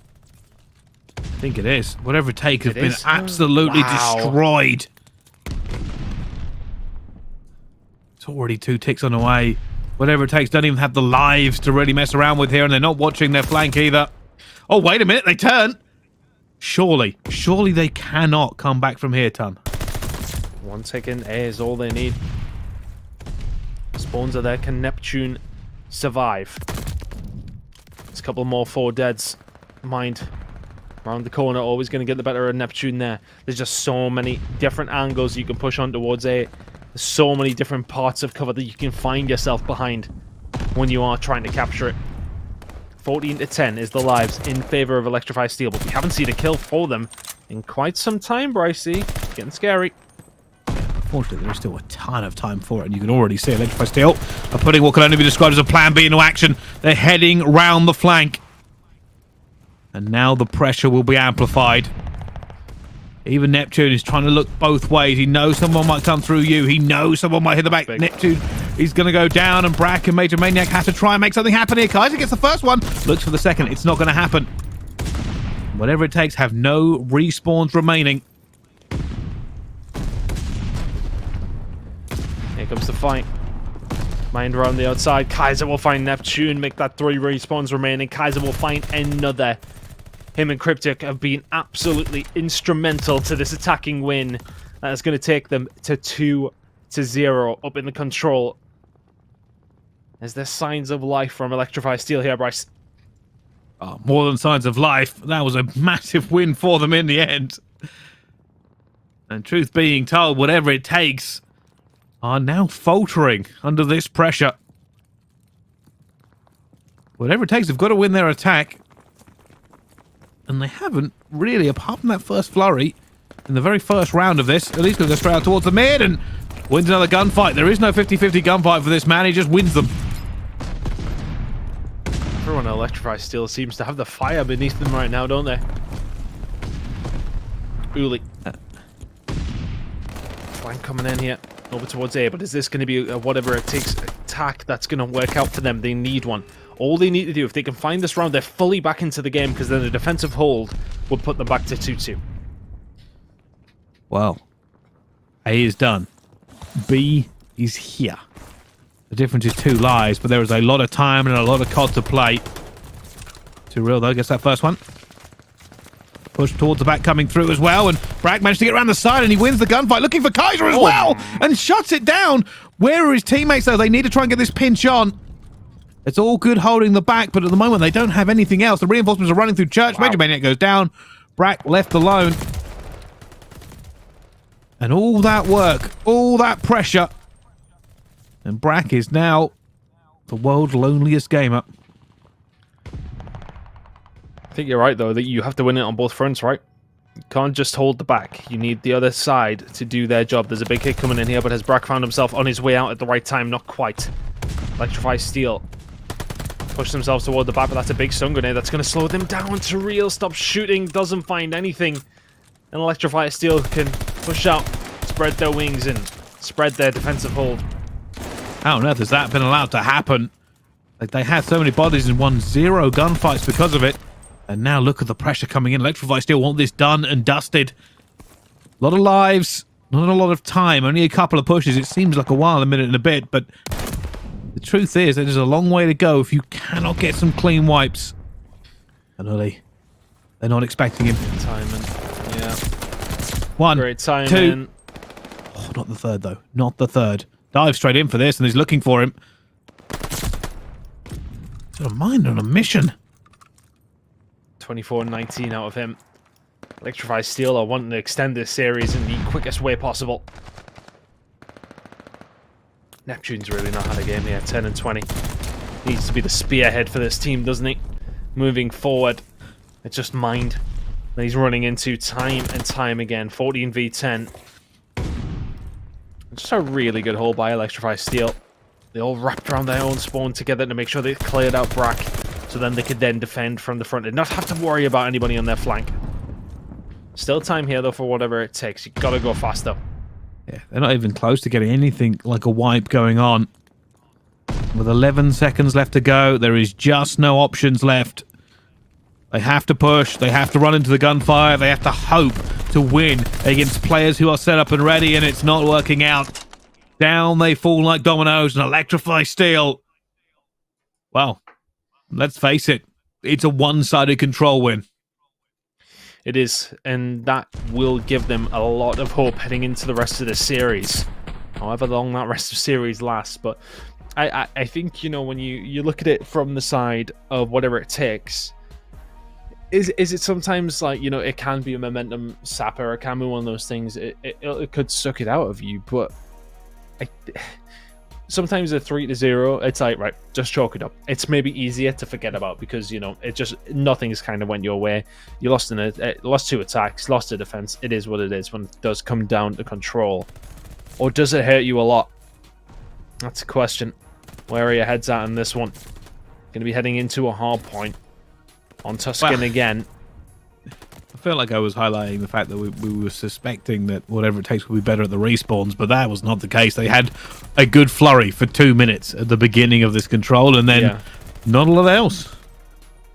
Yeah, that was it. I think when we've seen off the rip how well they did in round number 1, I was like, all right, this 3-0. They never got that going again, though. They never did anything with it.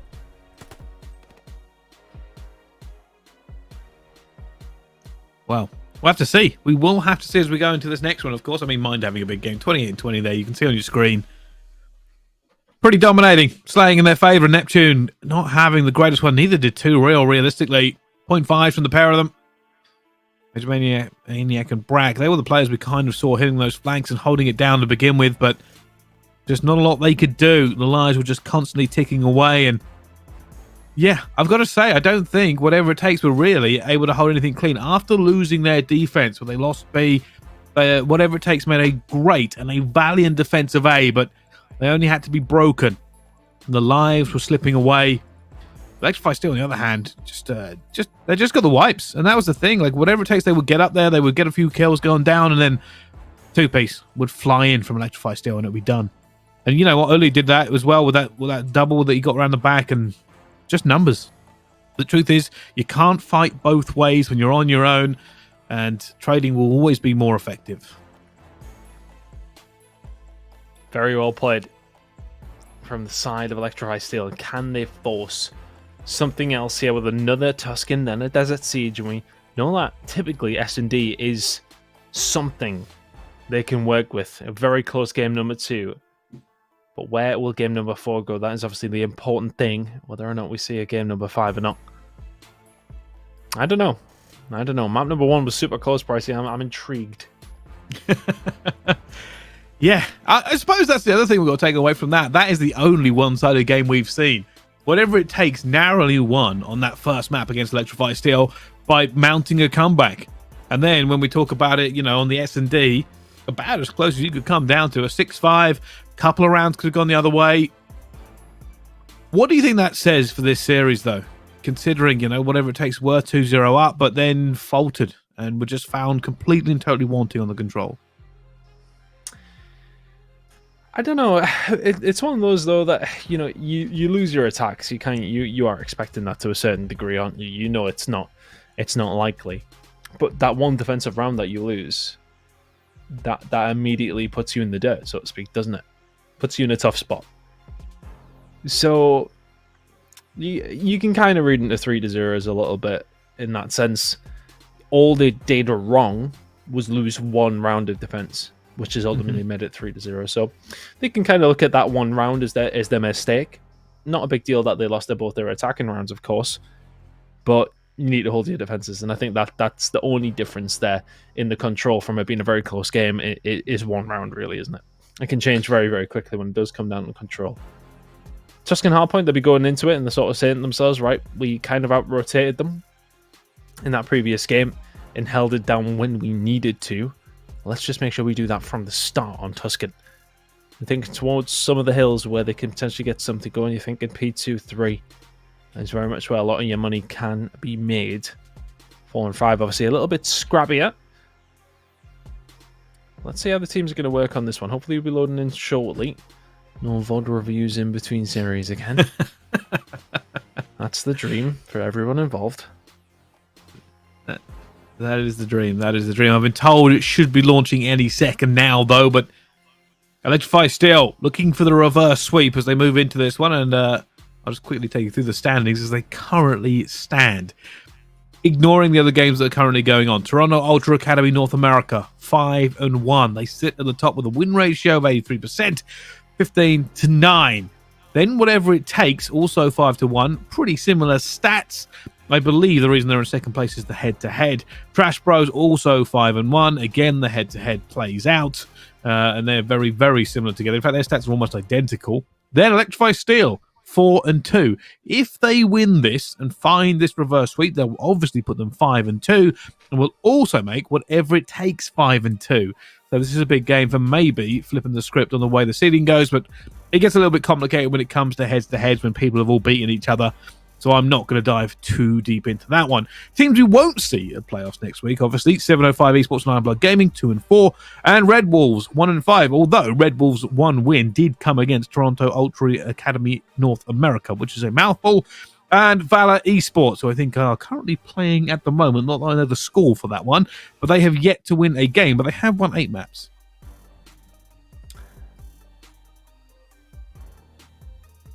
Sounds like Valor up 2-0 in that one. So obviously that not necessarily having too many permutations at this moment in time. As I said, we're going to dive into those maybe after the first game to see where we're sitting at and how things are rolling. But Tuscan should be coming up shortly. I've been informed everybody's in the lobby, and that is why we are seeing the fly-throughs of Tuscan, Brycey. Well, that should be the one. That should be the load in, the fly through is here, and I feel like Call of Duty fans have now kind of been conditioned that when they see the fly through, they know the game is starting. So we will have to have a look and see if that is actually the truth as it goes down. But Hardpoint Tuscan now stands in the way. Whatever it takes, they take this, they take the series. Electrify Steel can find it. They, of course, will be one step further along the reverse sweep, but let's find out. On board with Cryptic. Had a good game in map number 3. Can he continue it here in map number 4? I mean, immediately the rest of his team not really doing a good job at taking up their end of the bargain. 3 kills go the way of whatever it takes. It's a good start for them. Cryptic now holding down Church. Important that he stays alive. The rest of the team trying to hit from mid-map. Here comes the push now. Neptune going to try and stay here, and Brad gets 2 at the same time, and already opening up for it, and Neptune flies. And Neptune opening up in a pretty devastating fashion, considering the last one. Maybe feeling a little bit of the effects, but certainly back on his game. Same story, isn't it, really, for whatever it takes. You win your gunfights over towards the outer field side. You make your way and push all the way to tank. It's the same way that you play Control. If you're on the so-called attacking side of it, of course. Church Control. He's still running. Just four kills in a row, yeah, Bryce. Neptune's about to hit the same amount of kills he did in the Control in 1 minute and 30 seconds on this one. Eventually will go down to mine, though, but it will be Control for whatever it takes. Obviously not happy with how that Control did go. Major Maniac trying to stay alive, but no health to help him out. Kaiser about to try and hit this. He sees Brack, he sees the shoulder. They see each other and they line up for him. And Real eventually managed to get 2 back, but only just. Only just. Now you can see all of whatever it takes towards the back. This push needs to work well coordinated with the grenade. 3 dead. That was wonderful. Grenade over towards the patio. Double challenge it at the same time. Not a hope in hell that they're surviving. Whatever it takes are blowing Electrified Steel out of the water here. Mind will find 2 though, so a little bit of respite as the 3rd down comes through. For Electrified Steel, they should be able to look in this rotation. They are going to. But look at that deficit already. 84-9. It's big though, but I say this, they are doing a great job of pushing this tempo and keeping them far away. Tyrell gets 2, but that respawn will come in before that team can get there to take advantage of it. And now they're going to try and push through and stop this as well. Tyrell gets another one, just absolutely gunning, but it's not going to be enough. Brack finds 2, I say that, and Brack finds it. Surely he's not going to win that gunfight against Mine on the Heady, and he doesn't. Major Maniac here, now to try and help out his team, but big hold so far from Electrified Steel. Better from them. This break just never looked likely from whatever it takes. Not much teeth about it. It seems like one by one, everyone doing their own thing. Surreal will find a kill, and this rotation will then go in. I mean, if you're whatever it takes, you might as well just set up as soon as P3 spawned, because that was not a good break at all. Now they've held that very, very well, and that has brought them back into contest here on what was quite a one-sided affair. Brack just holding up the top. Expecting a push from down below, but at the moment hasn't really been able to pick the right direction. Kills coming in from both sides. Neptune will answer it out, and that's a huge challenge from Evie. And surely not onto Neptune. Neptune eventually gets that win. And they've managed to take that pressure off for just a few seconds. Big hit coming from the field side. Someone like Major Maniac needs to be posted up on that Heady to stop the push that's coming through with the automated, but Too Real will get cut down after 1, but Neptune, Major Maniac combining well. Last kill's going to be there for Major to find. And that might only be his 4th and his 5th, but he's done very, very well. He's locked this hill down all on his own. That's going to be that final 15 to 20 seconds of scrap time. These rotational kills, which way they're going, it's looking like they're going the way of whatever it takes. Wonderful rotation again, and P5 is locked in. They are locked and loaded. Electrify Steel. Need to break this quickly before it gets too far away, and they get the first kill, but now they still have to try and force themselves into that dreadful P5 cut. Grenades, guns, pre-fires, everything flying into it. And they're trying just to get their toe into it in the end, but they're just not winning enough gunfights. It's so difficult when you basically have to push into players who are ready with every sort of tactical, every sort of grenade, and every sort of angle. Let's just run and hope. See if they can find a way in. Major Maniac will only find 1. Neptune, another. Neptune, another. Neptune, another. Oh my word. 15 and 8 from him. Ooh. 16 and 8. He is snapping. Good God. Neptune not a good control, but a phenomenal hardpoint. Right, ready for this rotation. He is calling this perfectly. Look at this. Goes from you, turns round to Godheady, and keeps the route open for his teammates. As bad as textbook perfect players you'll ever see. Speaking of textbook perfect ton, 180 to 63. Yeah, this is absolute dominance. If you want to go on to some kills to death as well, Major Maniac, I think, was maybe 1 and 5 or 2 and 5, something along those lines. Brack just not slowing down. At every moment, it looks like Electrify Steel might have found a way through the front door. Whatever it takes, shut it. Lock it. Say nobody is home. Major Maniac, though, continuing this rebirth, if you like, after a bad start to the game. It is a 130-point lead for the side of whatever it takes. It is a little bit of a blowout currently in this game. Oh, and they're looking, trying to punch around the back. Electrify still holding at the moment. Kaiser's going to be a big player for it as he gets two. Major Maniac, will it be the third as he does get stunned but does lose the gunfight? And now Mind setting up, waiting for the push he knows is coming. Nobody for Electrify still on that point at the moment, and Mind doesn't get that kill either. Oh, really? Is that the start of the comeback then? You need a good amount of time here and a perfect rotation over towards P3. Remember how much time they found on that previous rotation of hills towards the back fountain? They need to do that again, but then they need to do that again on another couple of hills here, Brycey. They're far behind.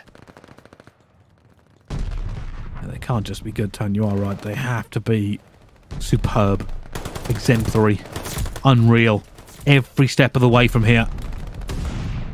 And even scrap time just feels like a dagger in the gut of Electrify Steel. P3 last time around, so many points. But they need that and more. Spawns. Too Real rotates round, gives his team those spawns over towards tiles. Uli will find the first. He has back up here as well. I mean, it does not matter when Neptune is snapping like this. There's two more. Knows the third is going to make the push up towards top broken. There's another for him. Is he breaking this open all on his own? It seems that way. Neptune. Every single member of Electrify Steel falling, and yet they still hold on, Brycey. Oh, they're looking for it. Electrify Steel doing a great job here, even from difficult side. Well, he's staying alive, just tucked into that corner. As you know, a challenge is eventually coming through, but the kills are still there. I will say this, though. Electrify still have bodies in the area. And it comes down to a full team trade. Only Turiel with the last two is able to stay alive onto this one. And you can see they have to challenge for the scrap time ton. The rotation will come in, and it's in church, but it would be a story to be told if they can make a comeback from here.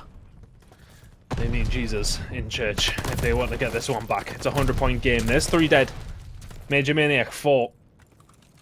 So this is another, what I would say, minimum 20 seconds for whatever it takes to be able to get a good purchase on this. They know where the hits are coming from. Yeah, they kill him. Cryptic, can you find anything? You cannot. This could be do or die now for Electrify Steel, Brycey. They're trying to make it, but unfortunately you can't win that many gunfights, and he is alone. Somehow still alive here. I thought he was going to go down, but they're holding Ton. They can rebuff this maybe one more time, get into the next hill. They have a chance. They have a small opportunity. Fortunately, they have to push in. They can't even allow the scrap time to go the other way. I'm going to try and do something here. Eventually gets taken down by Brack as well. With 10 seconds left, Electrify Steel, one last roll of the dice. Have to go. 3 seconds. Too Real deals with them. Whatever it takes. Deal with them. That will be an end to their regular season. The 6-1 record. Electrify Steel put up a fight here, specifically in the first 3 maps, but map number 4 is very, very one-sided. And that was dominant. Very dominant from the side of whatever it takes. Yeah, it really was. Like they started off hot and pretty much continued in the same vein. There were some big takebacks, though, from Electrify Steel. You have to give them credit on P3. They held that so well. They just struggled a little bit everywhere else, and the truth is, when you look at the scoreboard, the slaying tells the story. Neptune, 30-21, and he started off incredibly hot all the way through. To Real doing the same thing, and even Brack and Major Maniac, 17-14, 21-16. It's just positive across the board. Yeah, a hellish game from all of them. Neptune felt the standout, didn't he? Major Maniac had his moments after a poor start. Brack, phenomenal. Too Real, locking down where he needs to. Neptune's the standout there, though, for me. 22 non-traded kills. Just finding a couple of moments here or there where it wouldn't have been a break for the side of whatever it takes had he not been there, and finding these ludicrous moments. Didn't do the most damage on his team. That would be Too Real, but Neptune, for me, the start of this show on that map in particular. 18-26 out of mind with 3,200 damage, the most in the lobby. That's tough. That's a tough game from him. He tried his best, but not able to quite get the job done. And his team, not really that close there on map number 4 there, Bryce. Yeah, and I tell you something, when you got that much damage going down, you must just be frustrated, right? Like, you're doing that much damage to people and you're still negative and your team still can't get it going. And I suppose now we have more stats, we can kind of break down the game more, but it doesn't always mean those stats are going to feel good for the players.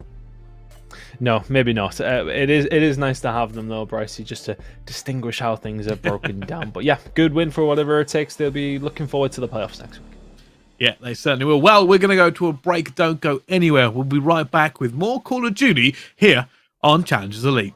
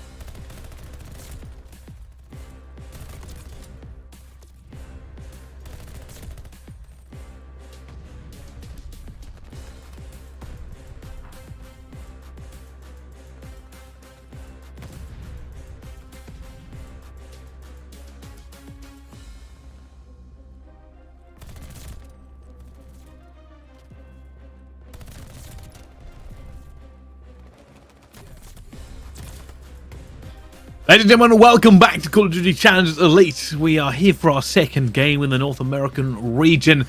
This one could very well determine our top spot as the team goes through. But my name is Bryce. Joining me here, of course, Chris Dunn. Yes, Bryce, very excited to jump into this one. Two teams who really have been at the very, very top here when it does come down to Elite Challengers in North America. And very excited to see Toronto NA after one weird result throughout this. They have been flawless otherwise, going up against Trash Bros. And two teams who have been at the top, not just in this year, last year respectively, for some of the guys who won Trash Bros in the same roster that we did see, obviously, in the previous game. And yeah, I'm very intrigued to see how things go down. Very much a battle of the Titans in NA Challengers. Yeah, 100% is, obviously. And as these teams kind of move through the paces here, getting ready for playoffs, it's another opportunity to sharpen your skills in a competitive environment, and you can't really underlook those. I will say, I was looking over some of the results here for a lot of these teams, and Toronto Ultra Academy, they seem a big fan of the old 3-2. 3-2 against Electrify Steel, 3-2 against Whatever It Takes, 3-2 against 705 Esports. This could very well go the distance, Tom. Yeah, well, it wouldn't surprise me. Two of the top teams in this specific Challenger season, they're both sitting on the same records. It wouldn't surprise me at all. It really wouldn't. I think Toronto NA would probably be my favourites ever so slightly, but I think that's because of their performances at the Pro-Am. Obviously, the team that we know they are winning the Challengers event in Minnesota will probably be favourites for the Challengers event in Toronto. It would be silly not to put them down as favourites. So yeah, interesting to see if that's how things are going to go. But yeah, it's still a tough one to call. Trash Bros not a bad team whatsoever. So yeah, I'm interested to see how it breaks down. But yeah, Toronto would be favourites, I would imagine. Yeah, and coming into it as well, like, the thing is, I don't think Trash Bros are a bad team either. Like, a lot of their games have actually been more one-sided than Toronto Ultras have been. So when you look at it like that, genuinely either could walk away with a win. They've done a lot of 3-1s, a lot of 3-0s. They've never actually been to a map number 5 in the Challengers Elite so far in Season 3 at least. But this is just about placement. This is all this is really about. It's about placement. I think if Ultra win, the guaranteed 1. If Trash Bros win, the guaranteed 2. So we'll see how that all plays out as these teams go into the motion and get into it. Yeah, absolutely. I'm intrigued to see how they are going to play it out on this one. I think both two teams will not be too bothered about their placement. I think, they will appreciate that a lot of people will probably look at them as the two top teams here in North America on this side of things, on the Challenger circuit at least anyway. So are they going to give too much away? Are they that bothered about which way this result goes? That's the question. They're both already guaranteed through. I believe they're guaranteed top 3 at this stage. We do have the permutations of how this one breaks down, but we'll delve into them a little bit later when it's starting to formulate of who is going to take the series. But we will be kicking it off with Givutu Hardpoint. Let's see how Scrapping the Boys can do up against Trash Bros as we jump into things. Gintroid already kicking things off very, very nicely. We'll only find one back, Will, the side of Ultra Academy NA. And that was a full wipe already for Trash Bros. Plenty of P1 time to be locked in here. And now you can already see Ultra trying to regain something onto this map, but Trash Bros still holding it down, and Gintroid continuing to lay the pain. Ultra not really able to get anything going, to be honest with you. They're not able to get Nora, and they've got to get Venom down first. Right now, it's probably cut and run and head to boat. I think you maybe chalk it up after how that's gone. Another look at it here for Hixie. Not going to work out for them. That's the back on down. Just a really, really good holdout with Trash Bros pretty much immediately. And now you can see already Ultra moving in numbers, looking to get some boat control back here after what was pretty devastating loss on that first hard point. Pickle is going to go down as well as Gintroid and Mog managed to make themselves known. Pressure now coming through, and Scrap not able to get that one done either. Oh, they're so far from Trash Bros. Didn't get this kill. Sets him up in a good position. Hixie and Co trying to find this push from Cliffside. Hixie's going to be the one to try and find this rotation round over towards P1. He has been spotted by Mock. This gunfight up top, though, ongoing forever. There's now Ultra NA starting to get a little bit of time here, but is the damage already done by Trash Bros? They were the first ones here. They can't get in. Ultra NA just about had a hold of it, not before Venom got there, though. Yeah, well, Ultra Academy were here first. They're not really trying to get anything done onto this. They're just trying to tick the numbers up, and they haven't really accomplished their goals. Not a lot on P1, a bit of time onto P2, but they weren't able to flip the spawn, which is what they would have wanted. And now, Equal 5 and 6. Can they? I'm going to ask if they can break this, because obviously we can see that there's only one player onto that hill, and they're trying to stack into P1. But we know this cross is deadly. We know it's difficult at the best of times. There's a big gunfight going on over towards ramp that Hixie is going to win. If he'd lost that, it would have been a full forced away spawn for the side of Ultra Academy on it. But he wins it. P1 control still going to belong towards Ultras. The push starting to come in through. Scrap and Mohawk combining well. Vico will find a third, and there's the break. And that's what they want. Just a little bit of time here and turn that into a rotation. If they can do this, Ultra will be able to get back into this game. And they're having a good time of it right now. They're just trying to hold off the pressure coming in from Trash Bros, who have broken that hill and will not allow them to get any more. Keep an eye on number 5. Gintroid may be the key player for them. If he can do some magic here on this boat rotation, it will put Ultra Academy on the back foot and allow Trash Bros to get through here. Gintroid's gone through. I think he's been seen, though. Doesn't know where Hixie is, but Mock is already making kills on the other side. They have to take him down. Hixie is going to get rid of him. He has some spawns below next to him as well. Can they continue to defend? Mock will take Vehicle down around the outside. If Hixie can survive here, that would be massive. There's 2 for Hixie. Fantastically well played. Needs the rest of his team to hold up their end of the bargain, because he's doing all the work over towards Cliffside. And then the spawns come in towards the back for Trash Bros. And Ultra Academy and have turned this one on its head. Oh, they managed to pin them in here, but there is still a lot of pressure coming through. Scrap has to win this gunfight against Mark, and he does. And there will be another challenge come through, but Hixie's still holding this one down, and Ultra go into the lead for the very first time in this hard point. They're also looking for this rotation at the same time. You can see Trash Bros are pinned. Really, really good set of hills out the side of Ultra Academy and Of course, they do fantastically over towards the back P4 point, I should say. But even on P3, they were the first ones there, but they continue to keep control of P1. And that's the kind of area you need to be in to put yourself in that position to rotate effectively over towards P4. But hey, P5 looking like it's going to belong to Trash Bros. Struggling to separate these two teams at the moment. It is very much back and forth, and at the moment, with Trash Bros hitting that rotation, they should be able to get this back into the lead. And I don't know what those extra 5 bullets that they put in the auto are, but Gintroid seem to be made out of tungsten. He is carving his way through, but now the pressure comes forward. Ultra looking maybe to stop this scrap time. Trying their best. Hixie being the man who bursts through the front door. Looking like as we head back over towards P1, it is going to be Ultra, the first guys there. Big fight coming up. Scrap has correctly guessed that somebody may be hitting his flank. Unfortunately, he doesn't know, and Mohawk will bail him out. And Ultra Academy get their first sniff of time on the P1. And while they are in the lead here, Trash Bros are going to be splitting the difference, trying to hit multiple angles at once. Scrap will be the first to fall. If there's anybody else here from Toronto Ultra gonna drop, it looks like no. Venom will find Hixie. But is the damage already done? Mock on maybe a fruitless adventure, trying to get himself through there all on his own. Now for the side of Trash Bros, it's a hard break, as Mohawk has not slowed down. He had a slow start to the game, but 5 in a row is going to get him right back in and amongst it. As Ultra Academy and take the first significant lead of the game. I think Hixie actually goes for that one with Scrap, and they are going to be in a good position. Mohawk is going to try and hold off the boat pressure, though. This may be another flip-flop as Trash Bros are in the position. Just holding off the pressure as well. Some big kills coming for them. At the moment, Ultra don't really have an ingress into where they can go here in towards boat. Venom holding green. Players holding P1. Players holding mid. And that is it. Like I said, all the kills going down against them, and they're just not really able to find their way through. Eventually clearing out green here as that kind of resets the board. Yeah, green cleared out as well. Helps them over towards P3. If they can get P1 control from that point, they can get some good time there. But still 30 seconds to worry about here over towards P2. Gintroid into go inside and on top of the boat. That's 4 dead as well.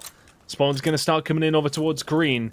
Good time for Trash Bros. It won't quite have them level, but they'll be around 20 points behind by the time we load in over towards the beach. Mock ready, waiting. Ultra not necessarily where they want to be right now. Jintroid, he keeps doing that. 5 streak for him, and Walter on Ultra are in the lead at the moment. That may not be the case after this next rotation. Mock holding down P1. Big.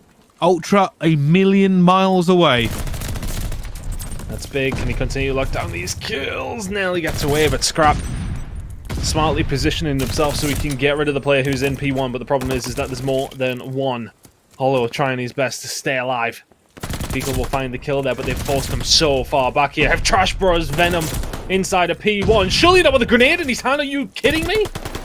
The last one there. Can he find the fourth? He's arguably choked it. There you go. Venom gets the job done all on his own. Sublime from him. Jintroid on a 6 spree. He'll eventually fall. But damage is done. Trash Bros complete the comeback, and they're 20 points in the lead.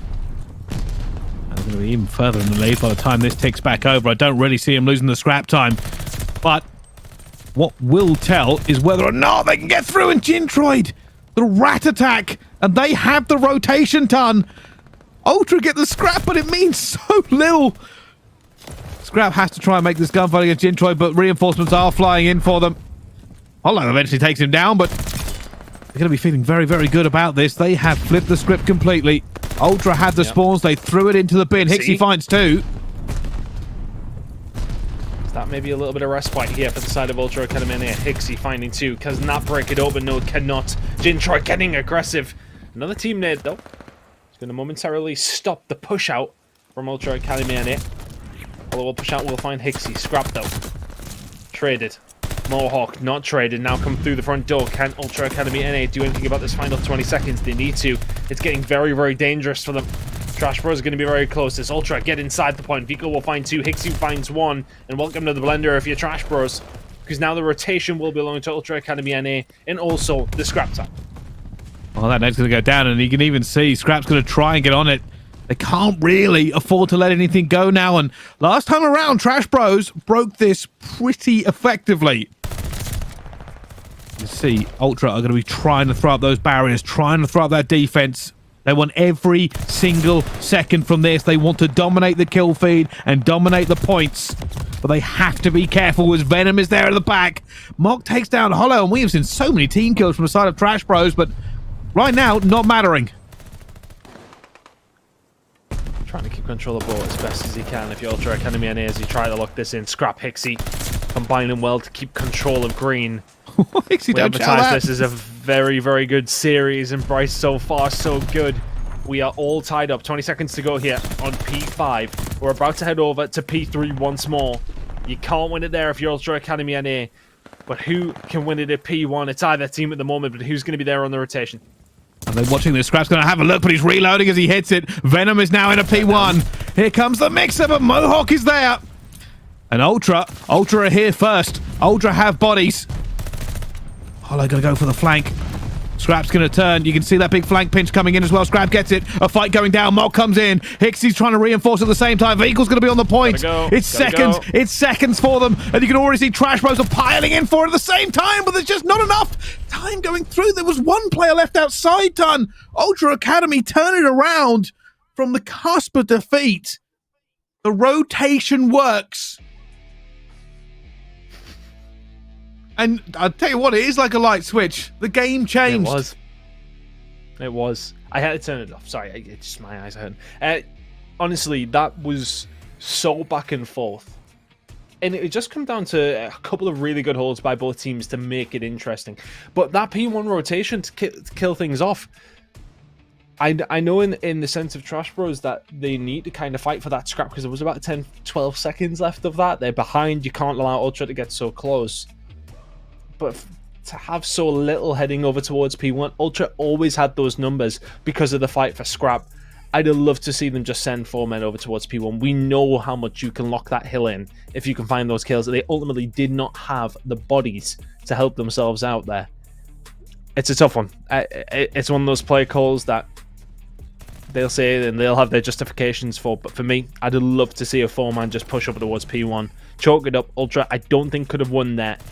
And see what you could do. But Trash Bros had the lead, but I want to say more of the game. It kind of felt that way, at least anyway. Ultra Academy and Yeah. Air come screaming back into the game in the last 3 hills. They really do, and it kind of a little bit of an upset in the game where we thought it might have been Trash Bros to take to the bank. But I will say this, I think they did try to rotate. I think it was Venom who was actually trying to push out the hill. He wasn't expecting anyone on P1. As I kind of rewatched the last 30 seconds from it. And unfortunately, that means he's caught out of position. Because essentially, there's just too many Ultra Academy in that hill. And while he makes that first kill on a scrap, it comes down to just one gunfight. If he wins it, he keeps that door open for his teammates to rush in and reinforce. Unfortunately, he doesn't. And Ultra have the advantage, and that's all it took. Just a little bit of an advantage and a close hard point to be sure. Both teams can take stuff away from it. Yeah, absolutely. I don't think Mohawk will be too impressed with his performance of 17-28, but won't worry about it too much considering his team won the game. Slaying-wise, just looking towards it. I mean, I want to say it's a pretty decent outslay by Trash Bros there for a 30-point L. What is it in the end? I mean, it's a decent amount. I would say it's about 15 kill difference, something along those lines, maybe? That's the kind of difference that you would like to see count for one of the teams that meaningly Trash Bros. I think it's maybe about 11 or 12, actually. Not able to make a count this time, if you know the Trash Bros. A couple of your hill holds were very, very solid. There was a couple of 4-man wipes where you were able to do stuff with it, but Ultra Academy and Air scrappy all the way through. 250 to 221. We got a map 2 coming up. It's going to have to be turned around here by Trash Bros. Berlin S&D. Yeah, and one thing I will kind of point out as we go into this is I felt like Ultra Academy, the biggest issue I had with that entire thing was probably P3 to P4. Like, they managed to just about make it work, but they almost threw the game away at that point. Like, they were down pretty significantly going from P3 to P4 on that second set of rotations. And they got the scrap time, but they lost the spawns, and I'm like, last time you got so much time on here. The fact they managed to claw their way back into it was incredibly impressive. Obviously, the rotation from P4 to P5 was the difference. Somehow, Ultra Academy got an incredible amount of time on it and just refused to let it go until the dying... Basically, everything that went wrong for them, P3 to P4, went wrong for the side of Trash Bros, P4 to P5. Oh, sorry, P4 to P1. Yeah, it was a game. It was a close game, basically. I think both two teams kind of had their moments, but ultimately for Ultra Academy, their moments were just ones that brought them more points. It's as simple as that. Analytical, you see. Anyway, Berlin Search and Destroy coming up. I'm really unsure which way the series goes. And again, I just kind of want to err on the side of caution in the sense of that it would be easy to say these teams are going not maybe necessarily as hard because they don't want to maybe give anything away, but they would have played each other so many times already this season. Yeah, okay, if they've got any special players that they might bring out in the final, yeah, you'll not see them. But for the most part, is it going to be that different? I don't know. Well, so here's my theory, because we don't have access to as many stats as I would normally like about how these two teams play, and we can't watch every single game. If you take just as a fact straight away that Ultra Academy obviously have had a lot of 3-2s, and they must have won those 3-2s to get that point, and obviously game number 5 is going to be the S&D, you would slightly give them the advantage because they've played more S&Ds in this format, and obviously they've definitely won at least 3 and probably a lot more. But yeah, you'd think coming into it with their S&D and everything we saw at the Pro-Am, they are looking pretty good at the moment.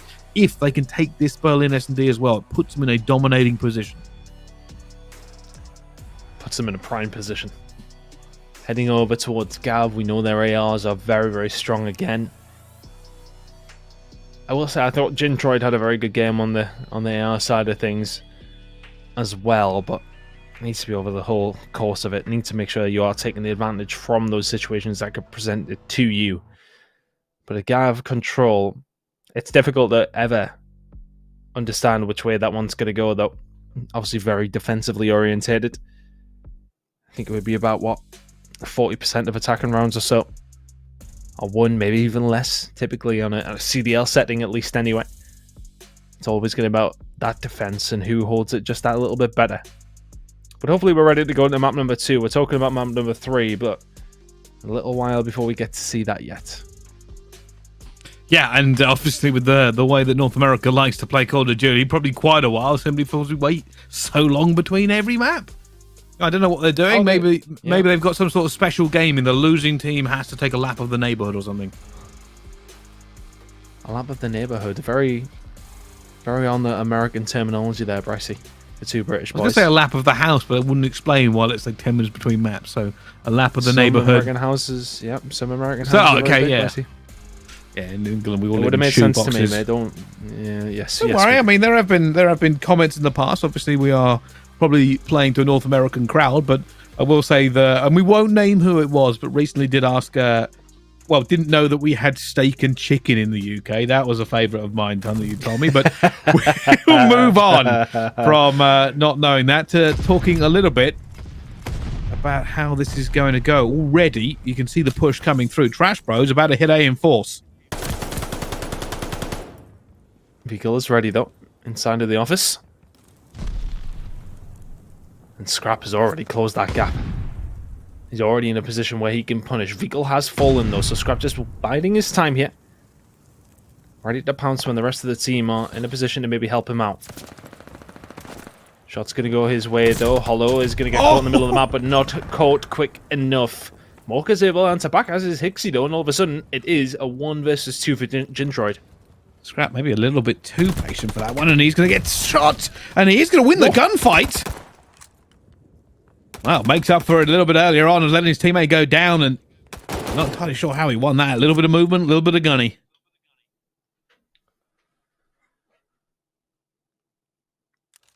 Nicely done from Scrap. I said it's one of those situations. Unfortunately, not able to help his teammate out in the middle of the map. But nonetheless, secures the dub in that round of search and destroy. Good way to kick things off. Back towards the steak and chicken thing. I'm saving that for a special moment, Brycey. Just want you to know that. And if said person is watching, I want them to know that too. Well, enough about holding a grudge and more into this one. You can see a bit of B control coming down. Both teams about to hit here. The Gintroid Serum he did, and somehow he didn't hear the door go. However, back to a 3 versus 3 between these two teams. Gintroid just running routes through this and almost his vehicle. Scrap coming for the reinforcement, and Gintroid somehow staying alive, and a little bit of bamboozling going on.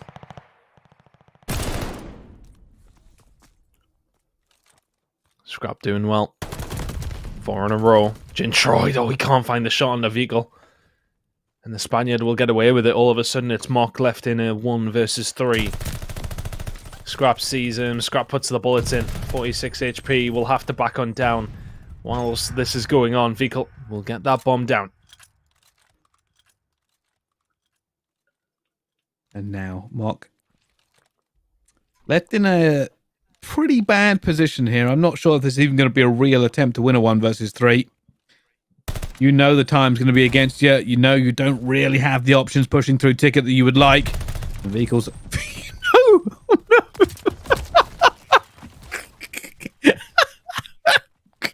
Oh, no! Oh, I've heard of cooking grenade, but not till you flambe yourself. Flambe, that's a word I've not heard you use in broadcast, but nonetheless embarrassing for vehicle.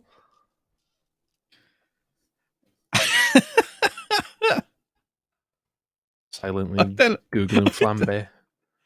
You know what flambe means, right? It's a cooking technique.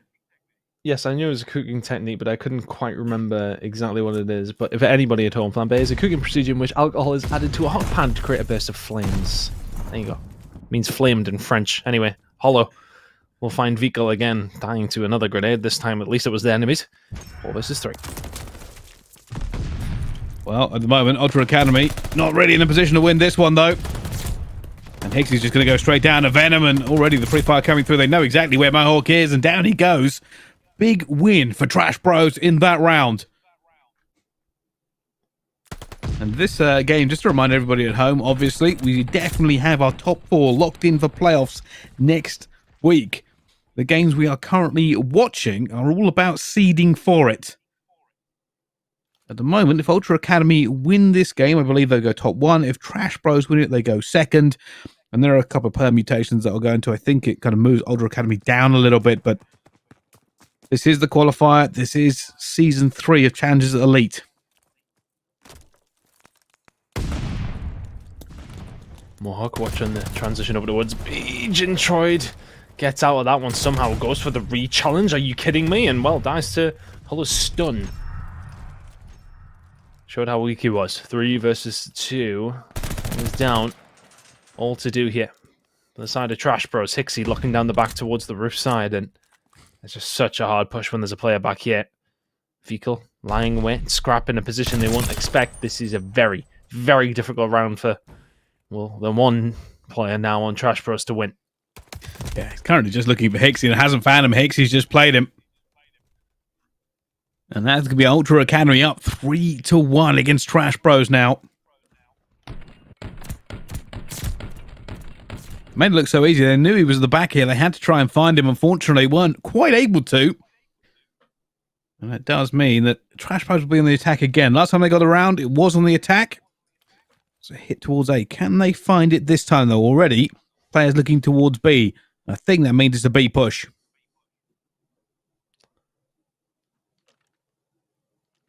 Here comes the check from Hollow. Oh. Got interesting for a second. Sometimes that push is just so quick, but Mock is going to find Hixie around the outside. Scrap will answer that back. And can he go there uncontested to stop this plant? No, Hollow will just about get the kill onto him. That bomb is down as well. And all of a sudden, it's a 1 versus 3 for Mohawk. Difficult spot to be in. Well played. And Hollow with the Overwatch. Well, that was another big attacking round from Trash Bros. It was over before it began, Ton. And you saw, I think it was a big push coming in from Scrap, and he tried to make something, but Hollow was ready. Sniper don't miss. It was crucial. Because even with the mob going down, if Scrap is inside the point, inside the site, I should say, sorry. And even with the bomb down, it's a dangerous proposition. So big swing. Now Venom pushes in over towards A. Beagle may well just challenge this. They'll have a good idea that he's probably behind the desk towards the left-hand side. Grenades are in. Venom is basically dead here. That is not the He's best basically grenade. dead, but I thought they'd ascertained that he was on the left-hand side with the stun check, but clearly not. Anyway, this bomb will go down. Yeah, naughty little angle from Hollow. We've seen that one before. doesn't play out this time, and now it's going to be a force through platform. Looking for this straight away. Here comes the nade over the top. Gintroid will try to capitalize on this. Beagle can come around the back, and they haven't seen him. And he finds 2. That's about the easiest 2-piece he'll ever find. Gintroid for the 3. Not quite. He's running. Eventually gets it. Oh, he ruined the clip. I thought he was going to have that one in the bag, but not to be. The 3-piece anyway.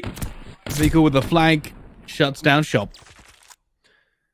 Can't believe we did that to our own EU brethren. He ruined the clip for himself, if anything, Bryce. He should have hit his shots, but look, I mean, all jokes aside, the flank comes in at the perfect time. The grenade was cooked to go through the office window. He jumps out as it finds its way in, and they just do not expect him to run behind them immediately. Very well played. Ultra Academy and it looking so good in the search and destroy here. They play it calls, if you like, in the moment. Is what's winning them it. But now, Trash Bros inside the point. Gintroid's going to get gunned by Scrap. It's a 4v3 in favor of Ultra Academy and it. Keep an eye on Venom. On the minimap, on the left. Has the opportunity here. Mohawk is in fire, and he's seen him. He's waiting. Finds that first shot. This opens this up a little bit more. The rotation could possibly come in if they can get bomb. As I say, that bomb is way too far away. Venom looking for Venom! Oh my goodness, those are some of the biggest kills I've ever seen. Trash Bros were lost. They were lost in this S&D. I thought that was over. Bomb was down. Ultra Academy had the numbers, and Venom says, all right, give me a second. I'll take 3 of them. And he took them to the cleaners. No, the first 2 are good. I mean, obviously the first one was in the back. The second are good shots. Vehicle, he's been absolutely smoked. That's the difference in these swing rounds, though.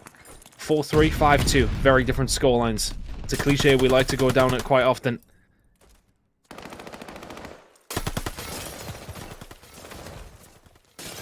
And I'm just sitting here, and there are players literally right next to him. That's going to be an easy pickup for him eventually, and let's get taken down. And somehow Ultra Academy walk away with this advantage. And Scrap knows exactly where Mock is and shoots him in the buttocks.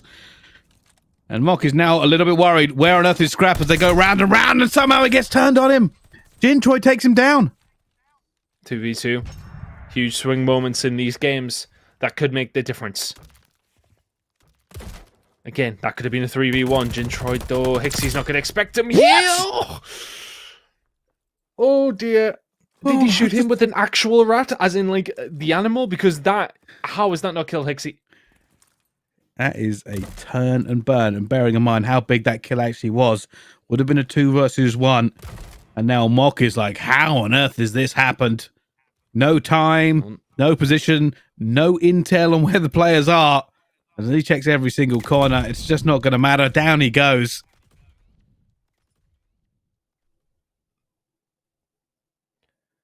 Well, what a strange round. So many gunfights that could have swung it. And it did swing it one way, then the other. Scrap should have found the first kill. Hixie should absolutely not have found that one. To make it a 2 versus 1. Very different story. So many small moments deciding the search and destroy. Ultra Academy now 5-3 up. This is to put them 2-0 up in the series.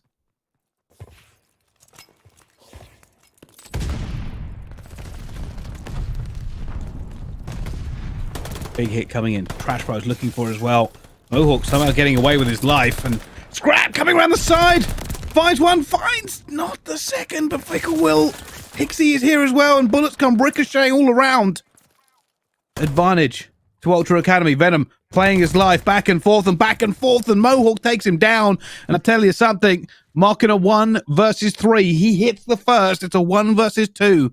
And if Trash Bros ever needed some magic, it's right now, but not the luck like that. The COD timing. Ultra Academy take the win, Ton.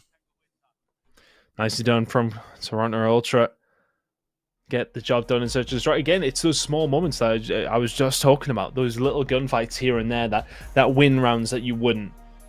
Arguably, though, you would say that Trash Bros probably shouldn't have been in that as much as they were, thanks to Venom. Those moments where he's able to find those 3 kills in the middle of the map, make it a closer game than maybe you would argue. But Toronto Ultra Academy, just get the rounds.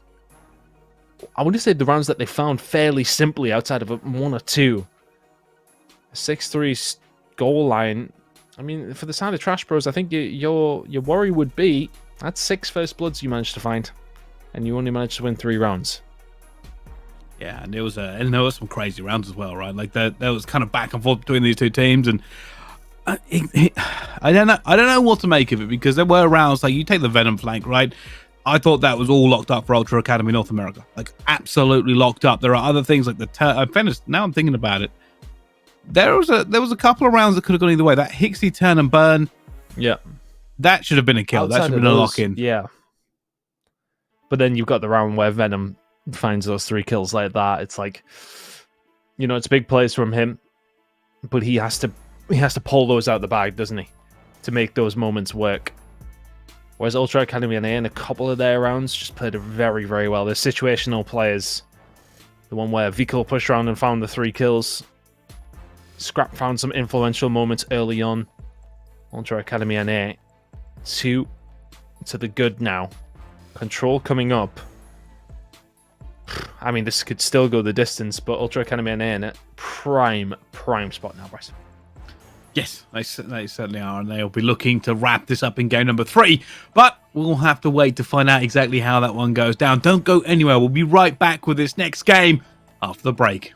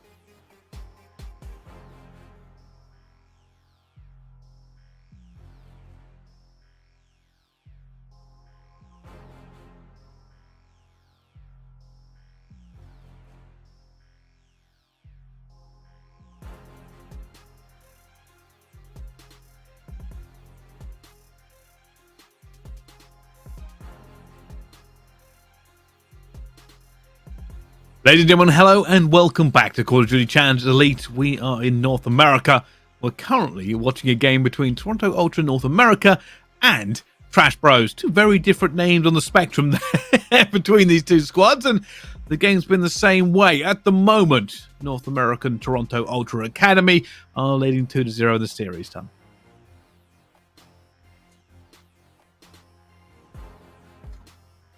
Wait a minute, Ton. Have you... Yeah, honestly, you know what? I just like unprofessional Ton at this time in the morning. I need you to bring your A game. I need you to bring your A game, right? There are people relying on us for commentary over gameplay, and you can't even unmute your microphone. I know most people don't want to hear you, but at least give them the opportunity. Are you done? Yeah, I have, You finished? Brilliant. Yeah. Right, so what my point is that I was making, as you heard, but the guys at home obviously did not. I always like to mute in between breaks, because you never know. I trust our production team completely, but hot mics happen every now and then. And, you know, I don't want to hear anybody hearing what I'm saying in the break. You never know. Anyway, my point would be is that the games have been very, very close, though, but Ultra Academy have just pipped them. It kind of feels like the previous series that we'd seen. Close maps, but it just felt like that little bit extra quality that needs to be there belongs to Ultra Academy and EA. Gav Control, for me, with the way that the ARs have been performing those on-the-fly plays, can they make them on Gav to make these rounds count? It's a hard map to win an attack on, but heading into it, Ultra Academy and EA want to close this out 3-0 and make a bit of a statement, if I'm honest. Heading into playoffs next week, they'll want to be in the prime spot. Yes, and that is the old truth. You got to remember as well, Ultra Academy North America, a lot of people are looking at this roster. The main reason being is they want to see who kind of next steps into the CDL. We've seen a little bit of play. We've seen Hixie dabble his stuff here and walk through and look pretty good. We've seen Scrap, kind of the man of the moment, where people are like, all right, well, maybe we have to keep an eye on this player and see how he gets on. And for Ultra Academy, let the good times roll, right? Like, if you are being talked about for the CDL potentially, well, there might be a contract in the near future. And winning, of course, Challengers Elite and dominating Challengers Elite, well, just another string to your bow. Exactly. It's these moments where you need to prove how good you are, and I think a lot of these guys on Ultra Academy and Air really have been at the races, haven't they? Honestly, it wouldn't surprise me to see guys like Hixie and Scrap, I should say. That's going to be one that's we'll probably get mixed up in every now and then. Hixie and Scrap get some sort of call up, and it has to be said the other two guys, Mohawk as well, fantastic at the pro-am, and Vikul just constantly putting the work in. Not a lot of people don't talk about Vikul, but that guy is a serious player. We've seen him last year, of course, in Europe, and the guy is young, and he's getting there. He really is. He's a very, very crucial part of this roster, and interested to see how he goes in his career as well. Kind of caught me off guard that he moved to America, though. But I think we mentioned that to him, and I think he moved there specifically for college, etc. And also for COD. Just a, two birds, one stone kind of scenario. Love to see it. And he's doing well. He's really, really doing well. It's fantastic to see. Yeah, I'm not going to lie to you. That is a scary prospect. Like, think about this. Just changing entire continents away from your support structure and mixing it up in what a lot of people consider a very competitive Challengers region to try and get your shot. Like, it's difficult to kind of contemplate like the mental strength that has to be through, because every single series to you then is like, if I don't have a good series, what are people going to say? Like, I've done all this work, I've moved all the way over here. It may be a little bit different for moving into the CDL, but I think regardless, just to do that at the peak of your time and like say, hey, I'm gonna roll the dice here with my life, right? That's what you're doing. I think it's impressive. I'm gonna go with that. Yeah, very much the ballsy play from Vikul. It's paid off for him. It really has. I'd love to see like a full Challengers team who is successful get picked up at some stage. We've seen drips and drabs, haven't we? And maybe we could see one day the full Challenger squad pick up. You never know. You never know. Ultra Academy and Ultra Academy full stop because you just I wonder when we'll see. Like, eliminating somebody's going to do it. Big Right? fat Like, contract. somebody's just go right. I'm just taking this Spend it. entire roster. I mean, we've talked about it before, saying some teams should have just done it. I'll let you guess. No, there are teams now that should do it, really, but Yeah, probably. It's a conversation for another day, Brycey. Anyway, Control Kavuzu coming up. Can Ultra Academy close out an impressive 3-0 against one of their tougher opponents, you would say, heading into playoffs? Or can the turnaround start now? Trash Bros need to switch things up here if they want to see a map 4 and then even maybe a map number 5. well, that's the key. Send this the distance. Trash Bros, a huge uphill climb. And already, a little bit of pressure going towards A. Sometimes we see that B off the rip, but not this time. Venom going to be the first player to find anybody, and instantly, Scrap fights Gintroid and goes for a little bit of a fly as Hexy takes down Venom. It's an early A for Toronto Academy.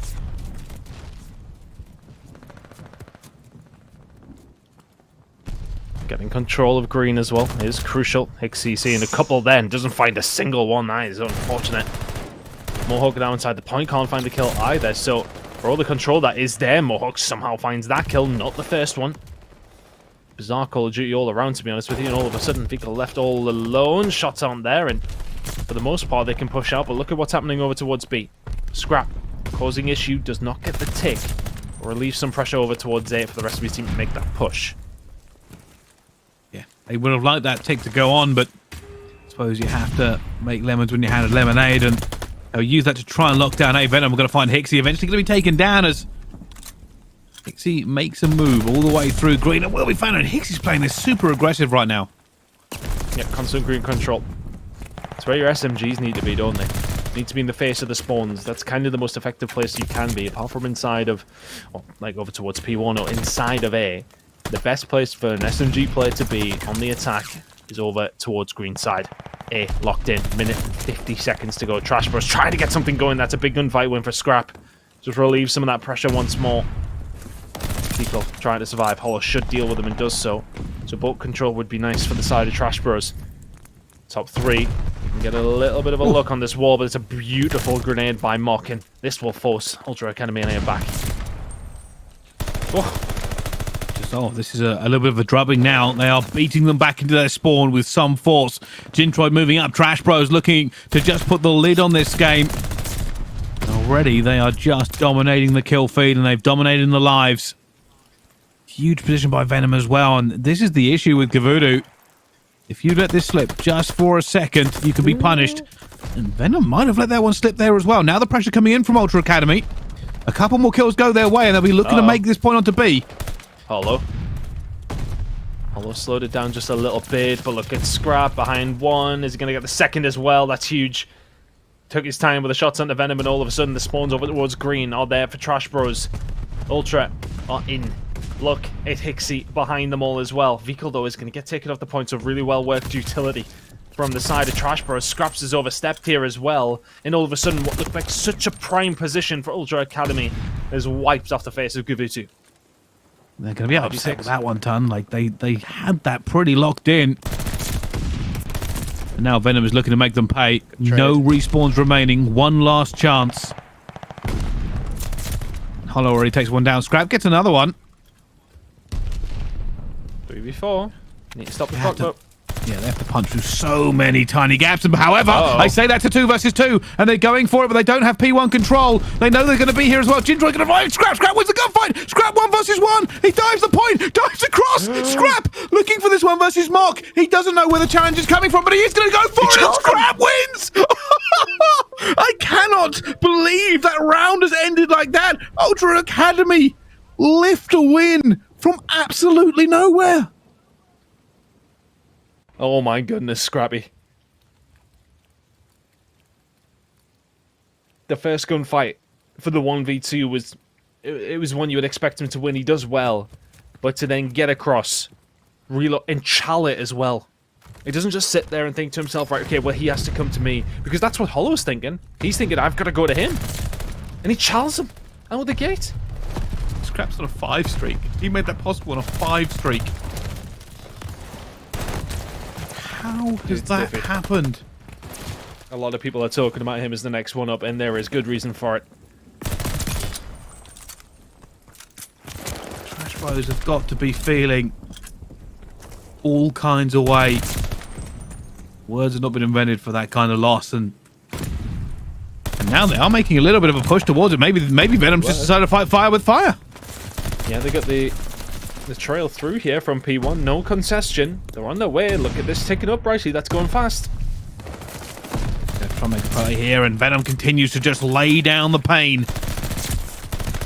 Oh my goodness, it's only Hixie that can stop him, and Hixie Gotta will go eventually big, get yeah. that kill. Is that tick locked in? Stop the bleeding. No! No, not quite. Wow. That could be the difference maker. And you look at the lives as well, they're pretty even. I want to say that Scrap managed to go on that 7 spree towards the end there. He managed to lock in that glide bomb, I do believe. Oh, he didn't? He didn't? I thought he had it. It must have only been the 6. Wow, this is a game of millimeters between plays, and Trap goes for it. He knows where Jintroid is going to be and locks on and snaps him down. 24 I'll say seconds. something with B going against them. That tick is not looking well if they can't get in towards A. Ultra might have this idea where they can end the game right here and right now on this defense at least. Mohawk can flank as well as he wins the fight over towards P1. Mock will fall. Jintroid was not far behind him, but Scrap will be the one to win that. But there you go, combining well all of a sudden. It's only Hixie left in position to do much about this. Second tick.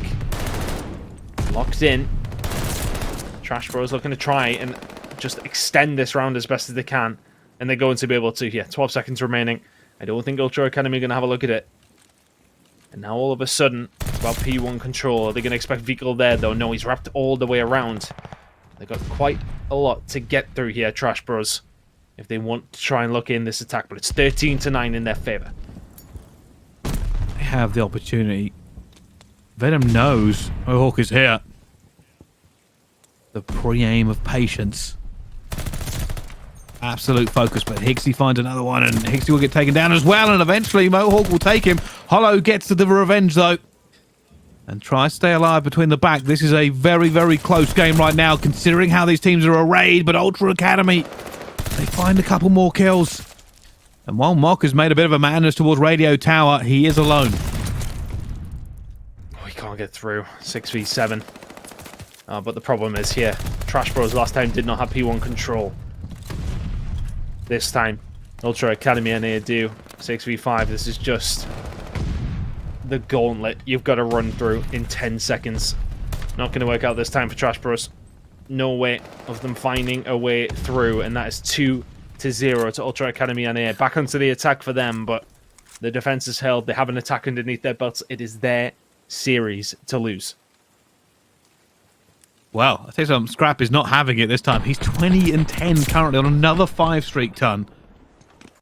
Ultra Academy, 1 round away from potentially winning this. Obviously, it is going to be an attack.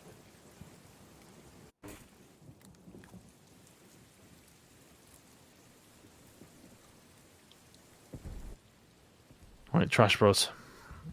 Hold your defense. Maybe find an attack in the next and then see what you've got. Scrap, another 5 spree. Can you make this one count this time? No. Get a hold of that glide bomb and then it may well just be curtains.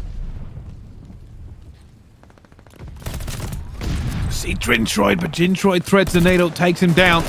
That was a big kill for them in the end, and Venom will go down at the same time. Looking for the play, and they're holding off the pressure from Ultra right now. Everything Trash Bros need to do, hold them off, get back to your attacking round, win that, strengthen this one out. It is a long way back for a potential reverse sweep, but it is not impossible.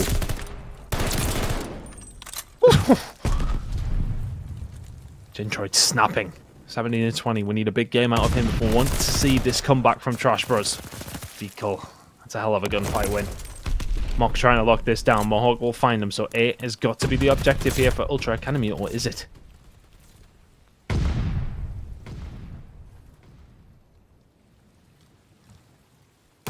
Well, they're looking for these kills here, and they have managed to get to see them.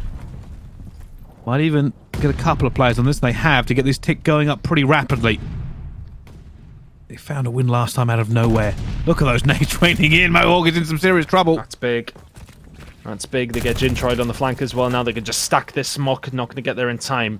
A's gone. That's a minute and a half to go now.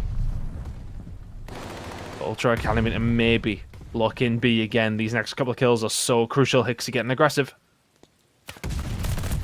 Hixie almost making his way through. Not quite. But they are making some presence known in and around B. 17 to 13. Gintroid is just a force to be reckoned with. He's actually doing trying, not man. great, but I keep seeing him making 2 pieces. It just feels like he can't get 1 kill. He has to get 2. Venom now just trying to slow this down as best as he can. P1 control. It was crucial for SMGs to be here. There's 3 more kills for Venom. Fecal will find the kill and he will overextend over towards green. Keep this ball rolling for the side of Ultra Academy. Gintroid, don't check it. Venom looking for more. Isn't going to find anything. And now the push is going to come in. Trash Bros backs against the wall. Can you defend it? 10v7. Fecal manages to cut one down, but the time is running. Essentially, it's not lives, it's time. And that's why Mok's so far up. He knows this. If he can just win a gunfight. Another fight going on around tower. Yeah, this is massive. Fekal's the one that's going to potentially be there. Finds Hollow. Isn't going to be able to find Venom, but that's maybe opened up the front door for the rest of Ultra Academy to get in. Only 3 lives on the side of Trash Bros. If you can slow this time down, if you're Ultra Academy, you've got a chance. Mohawk doesn't jump in. Mohawk doesn't jump in, but it's close, but no cigar. And we kind of expected it to go that way. Trash Bros hold here on their defense. But can they find their attack? They came close last time. This time they've got to go a little bit further.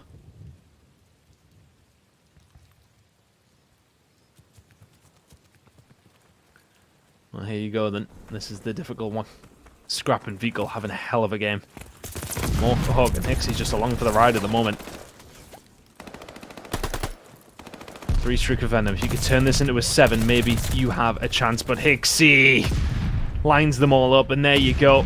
That's the push just shut down immediately. Chases the 4th. Egotistical, if anything, but Mohawk will be the one to finish it up now for Trash Bros. It's a push through Fecal already around your beach side.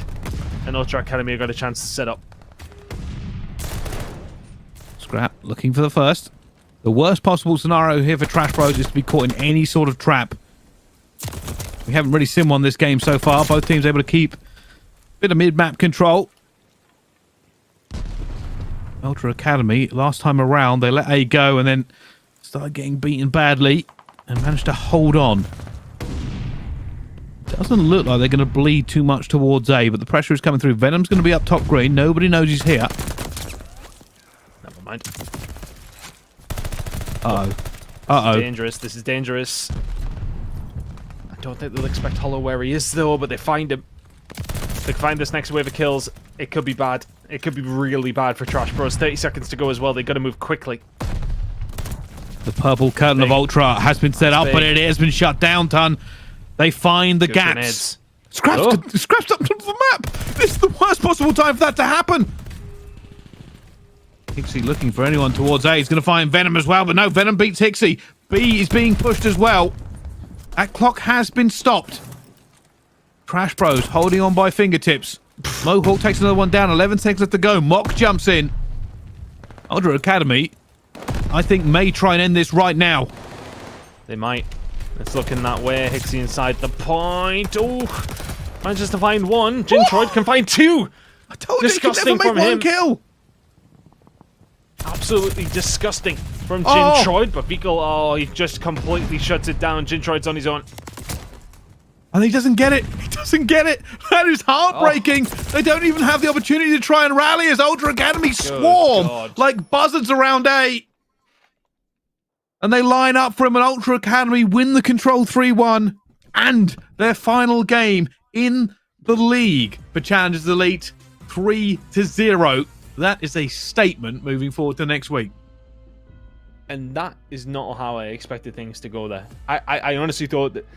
I had a feeling that Ultra Academy would do it, but I thought that it would at least be pretty close. Series-wise, at least. Control is probably the only blowout we kind of had. The S&D had some close rounds. The Hardpoint was obviously close as well, but that was pretty dominant.